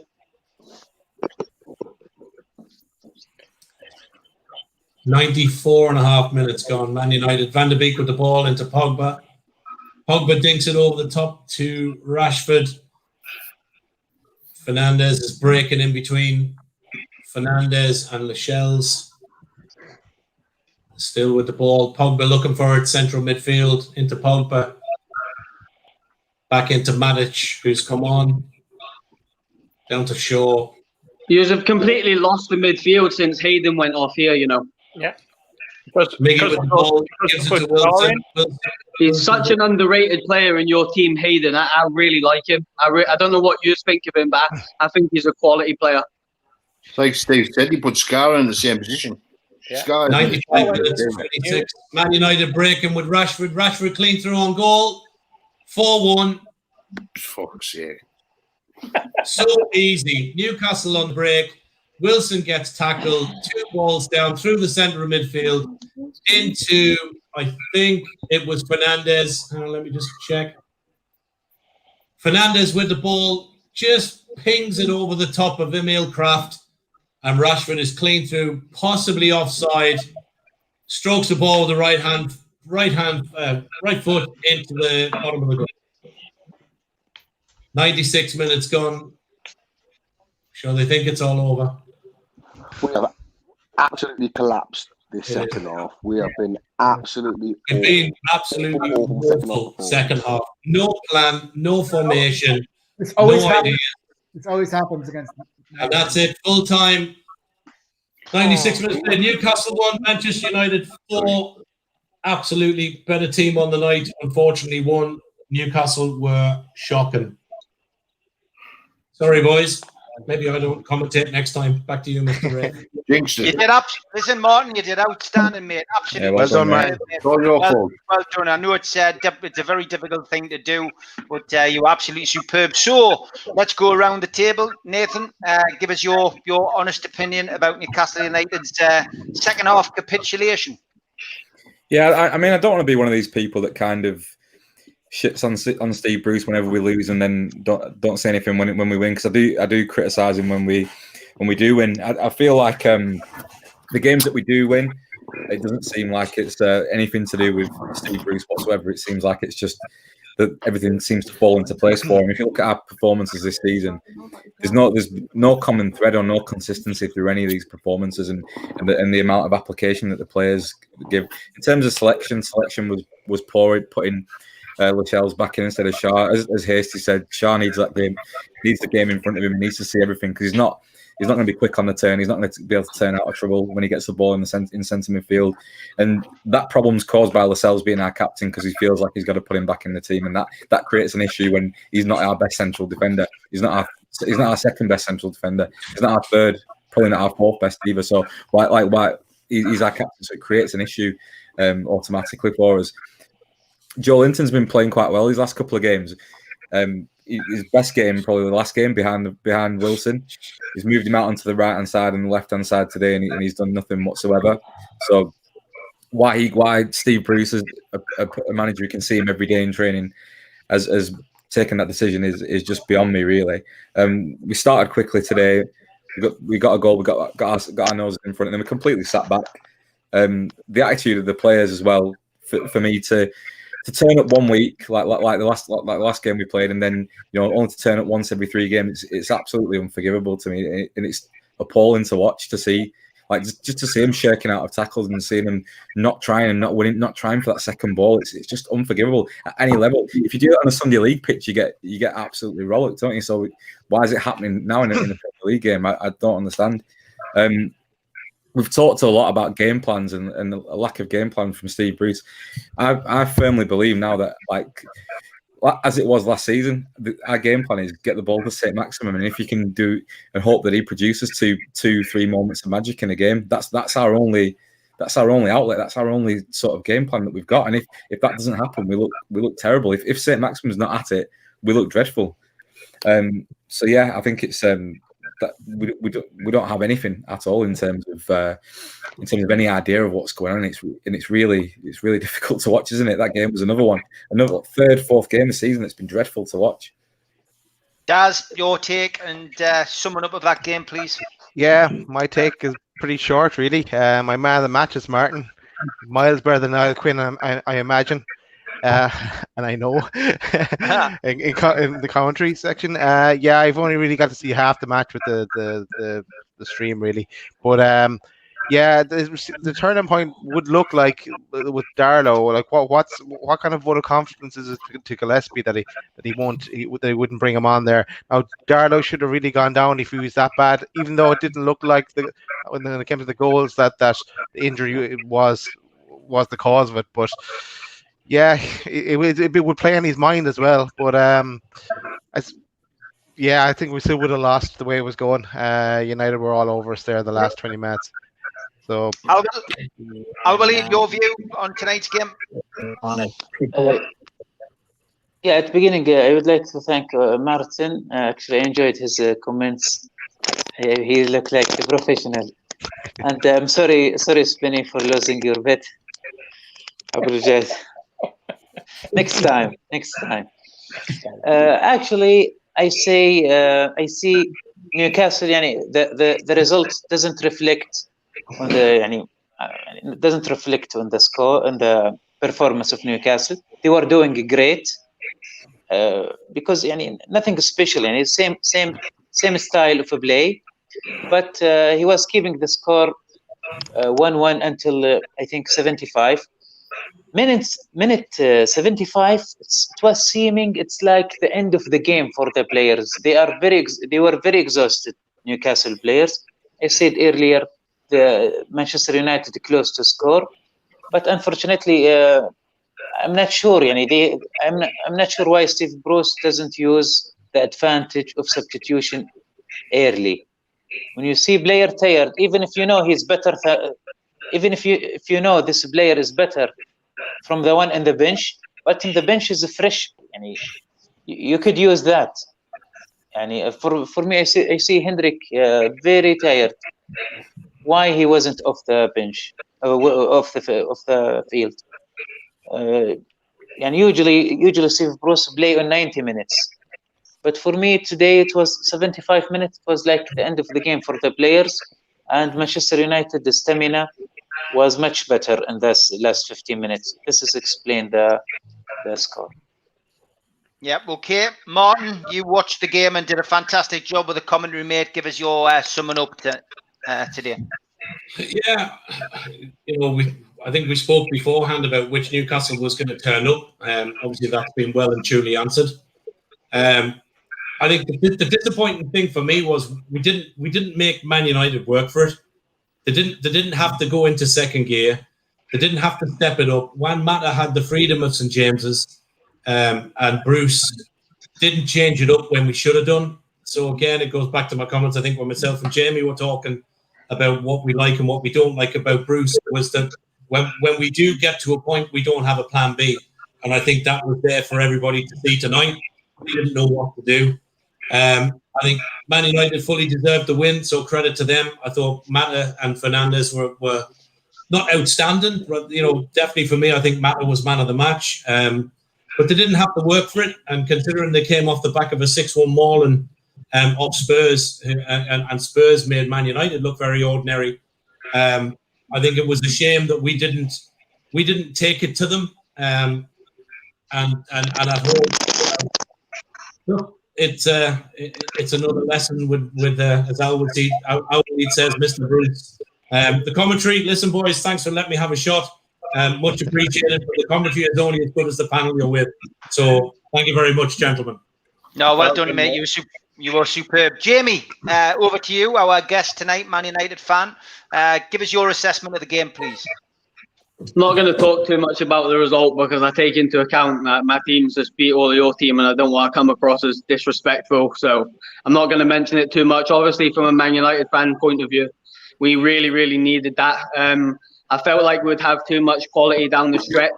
At half-time, I was getting a couple of messages, and I thought, I think we've got the quality on the bench. So I was quietly confident we were going to nick it. But as I say, you've had me on. I've really enjoyed it. It's the first time I've ever done anything like this. So I don't want to speak too much about the result. Obviously, it's quite a bad defeat from a Newcastle perspective, but hopefully you will bounce back. As I say, I'll be supporting you in the next game. But from a Man United fan's point of view, obviously, absolutely delighted.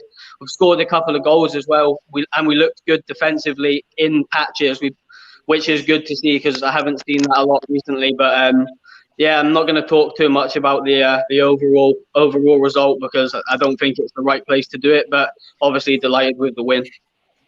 Thanks, mate. Very good debut for that, and you should get yourself onto the Man United ones. I'll put you in touch with Terry, who does the one that I popped on last night, and maybe he'll get you on there. But thanks very much, Spenny. Your views on the game tonight? I think Man United were there for the taking to start the game. Simple as that. In poor form, we should have gone for it, but no, Mr. Bruce did it again. He stood there and waited 20 minutes in, and the goalkeeper had one leg. Well, not even enough one leg. He was injured. So it's all down to Bruce. His fault again. Positives of the match. I'm the best one out of right side Fred. Chris, your views on tonight's game, mate? Yeah, I certainly this is the match every year that I get up for the most, and probably a lot of the lads on here as well, ever since Sunderland dropped out of sight. And I just feel totally deflated.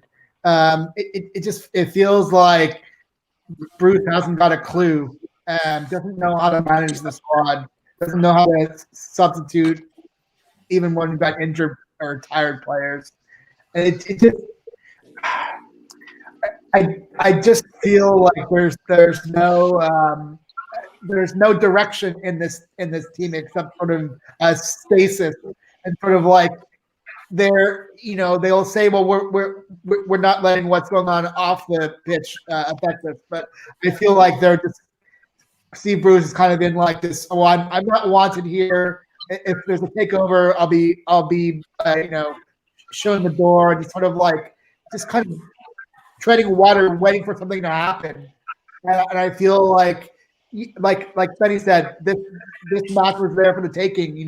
We had a vulnerable Man United who wasn't playing anywhere near their best. It just feels like I said after the halftime, after the first goal, we just kind of sat back and like, oh, well, we're up one, job done. And it just feels like there was no kind of effort or even like direction from Bruce and the management to see a win through. We got them on their back foot. We're up one, and we just totally rolled over from there. And it's just so disappointing and deflated. Yeah. Okay, Steve Hasty. You know what? We made Solskjaer look like a tactical genius tonight. Yeah. And quite frankly, Solskjaer's the worst Manchester United manager that they've had since Wilf McGuinness. And it just sticks in your throat that we could go out and be tactically wiped out by Solskjaer tonight. From the moment that we walked on the pitch and we saw his formation, and then we had two midfielders, one an old midfielder in Mata, and one a relatively young and new midfielder in Fernandez, who controlled the game from start to finish and allowed the movement of Rashford to just dominate. And we had nothing to compare them either in midfield, and we even got to the point where they're fullbacks. I mean, you look at that last goal, the fourth goal, the breakaway. You look at the lineup. We were strung across the back four, strung across the centre, in a straight line apart from one in Kraft, who was about 2 or 3 yards behind. The ball goes over the top. Kraft still chasing the ball, and the other three barely moved.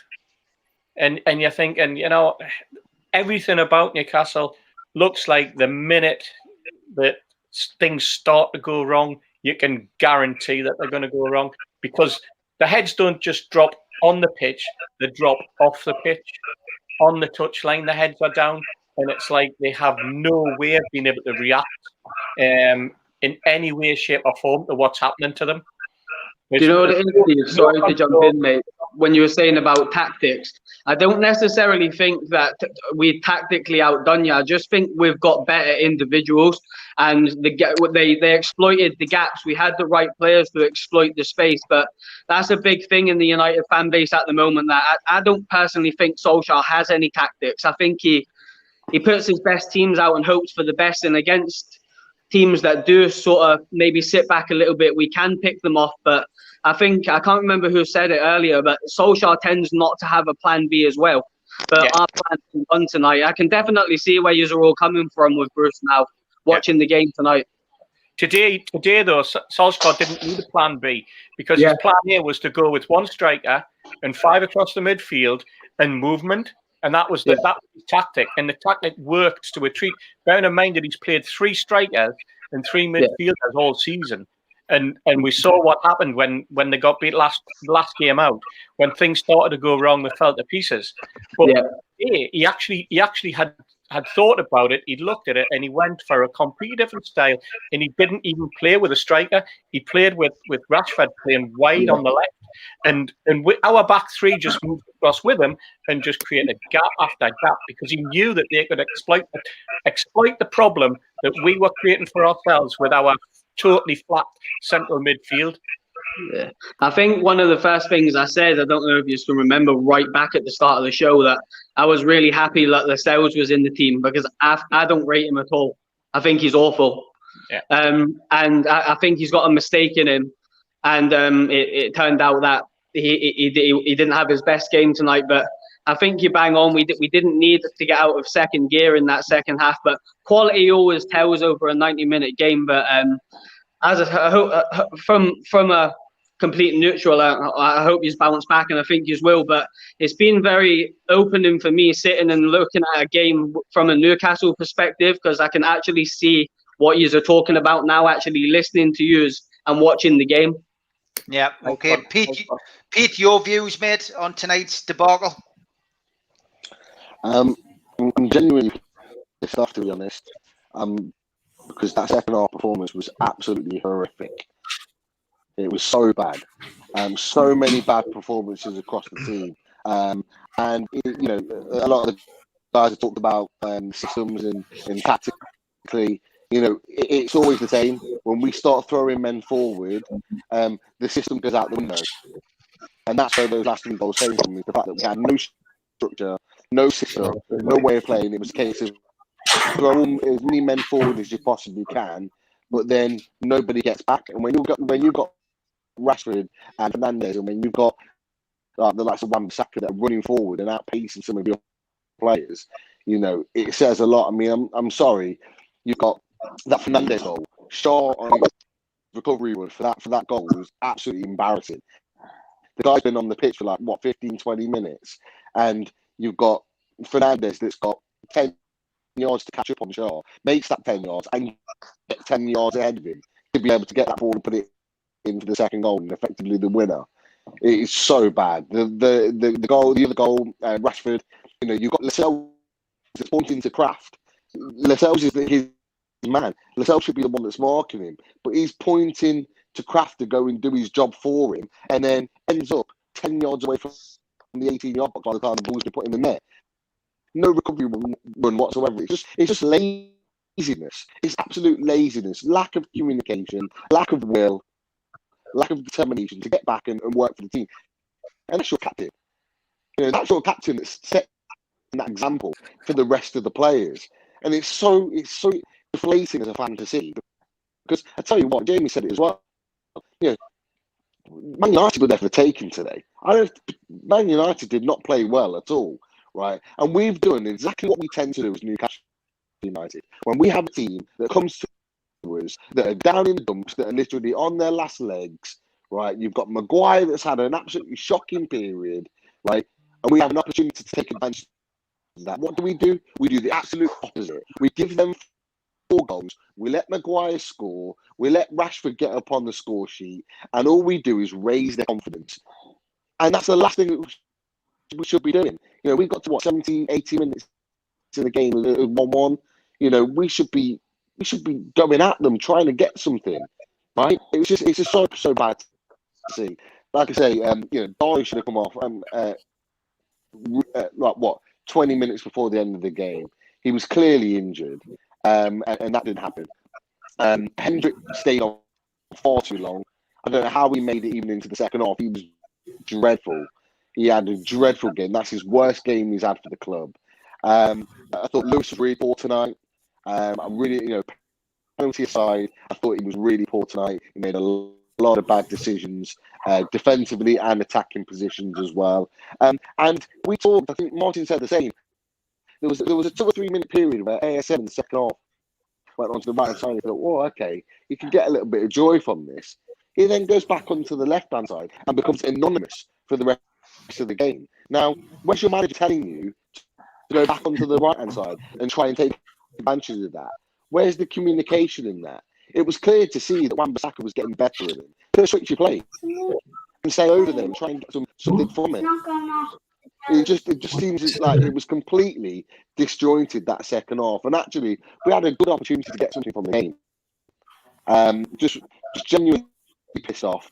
Really, really disappointed because now goal difference has been taking a hit. You know, confidence is down, and actually we've got a tough run of games coming up now. You know, so we're going in those tough run of games, deflated, conceding goals, and that's another thing to add as well. When we lose, we tend to lose bad. You know, you look at the Brighton game. When we play bad, we lose bad, and we've done it again today. We've lost, and we've lost heavily. You know, we were lucky to get a point against Tottenham because we could have conceded 5 or 6 in that game. That's my worry, is when we lose with big margins. And those goal difference, you know, we're going to be a scrap later on in the season. The goal difference is going to be a difference. And already we've conceded a number of goals already. That's a worry for me. A big worry. Thanks, Pete. Yeah, you're right. Just want to look ahead to those fixtures. We got Sunday, 25th of October next week, live on Sky against Wolves away.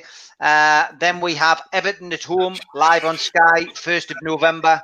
Then we have Southampton away. And then we have Chelsea at home. And then we have Crystal Palace away. And then we have Aston Villa away. It doesn't get easy in the Premier League when you're not playing well, and that is a big problem. Nathan, I've got to ask: is there a man of the match for you today before we finish off? I think I'd probably give it to Darlow. To be honest, I think it's not the first time I've picked a goalkeeper as man of the match. I think that says everything you need to know about what's going on in front of him in the rest of the pitch. So Darlow, for me, I think is a great save for the penalty. He made a few really good saves before that. Came out and picked up the ball up well from corners and crosses. And yeah, I think that scoreline's really harsh for him because Man United weren't great today, but you know he was on one leg in the net there, wasn't it, at the end? So yeah, for me, Darlow. Yeah, okay. Your man of the match, please, Daz. Yeah, I'm going to go with Darlow as well. This penalty save, a few good saves. I thought he should have gone down though. If he wasn't fit to continue, he should have gone down. Why not?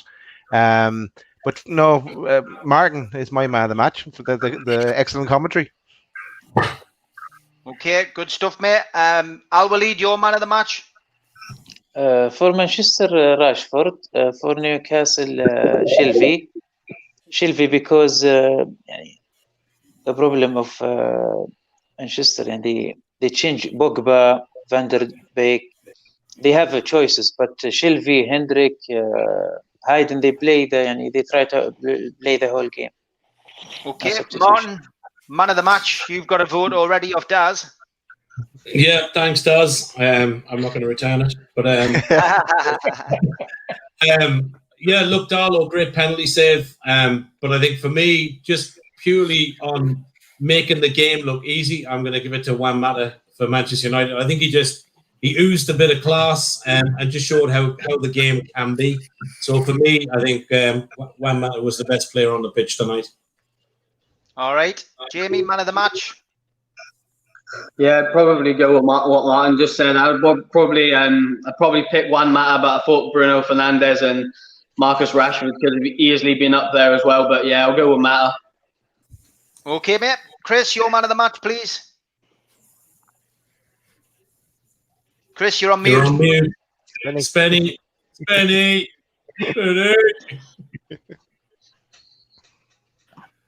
I gotta go with Darlow as well. He kept us in the match until the rest of the squad and Steve Bruce took us out of the match. Or are we going to learn something about? Okay, Steve, man of the match. You know, the degree. One matter. A class above everybody else on the pitch. And if I have to give it to somebody in a black and white shirt, I'll just give it to Newcastle fans who have obviously donated so much money over the last few days for the food bank. They're the only people who have been man of the match today for me. Okay, great stuff. Pete, final word to you, mate. Man of the match for tonight's game. Man of the match. To be fair, Juan Mata ran the show. He was fantastic. Bruno Fernandes close behind him. That finish alone from Fernandes with the second goal for me deserves man of the match. It's outstanding. But Juan Mata ran the show. That's what he's all about. He's quality on the ball, movement. So just of course have it for the whole 90 minutes. Yeah, no one deserves it in a black and white shirt, to be honest. But Darlow for the save, penalty save, which was outstanding. You know, if anyone needed to get it. Yeah, okay. G, who's clearly a Man United fan, who keeps saying 4-1, 4-1, mate. Nobody has said that Newcastle were the better team, but we got beat 4-1. You clearly haven't been listening, mate. You're just trying to get bites in the chat, but good on you, mate. You can count. Big shout out to Darren Baldwin Funerals. It feels like a funeral, so it seems apt to have Darren sponsoring the show as usual. Coming up to the end of his sponsorship time, big thank you to him, and a big champion at qtechshop.co.uk, the makers of pool tables and snooker tables in the northeast, and they also make the t-shirts and the mugs. And if anybody wants one, t-shirts again continuing to sell well. Pop on to newcastlelegends.com for your t-shirt or for your mug. And just want to thank all the lads for coming on. I'm having a day off tomorrow. I'm going out and having a few bevies with my mates before we all get locked down. So you've got that tomorrow. As people know, I do a little bit of crime on here every now and then. So we're having a day off from football. We could do with it, actually. I'm talking to the author of the book, Sibbert, A Body Under the Bridge, and that's on tomorrow night at 6 o'clock. So a welcome distraction from the football before we come back on Monday night. And of course, as you all know, 7:30 on a Monday can only mean one thing, and that is ladies' night. So you'll join me and the girls 7:30 on Monday to dissect Newcastle United against Manchester United. So thanks to Nathan, thanks to Daz, thanks to Al Walid, Martin, Pete, Steve Hasty, Chris, but most of all, thanks to you, Jamie, Man United fan. Congratulations, mate. Well done on getting the 3 points, and thanks for coming on, mate. Nice to have you back on when we have the return game. Yeah, definitely. I'm definitely up for that. Thank you very much for having me on there, Steve. Appreciate it. And thank you to all the other lads as well. If any of you are on Twitter, then get at me and give me a follow, and it'll be good to interact with you on there as well. But I'll be supporting the Toon next game. Don't worry about that. Top man. Good stuff. Well done. Well done, everybody. Thank you very much. Well done, everybody donating to the food bank as well. Great stuff. Get yourself on the food bank's Twitter, and make sure you send a text in and tweet. Okay, thanks for joining us, lads. Take care. Good night. God bless. Good night, lads. Good night. Bye.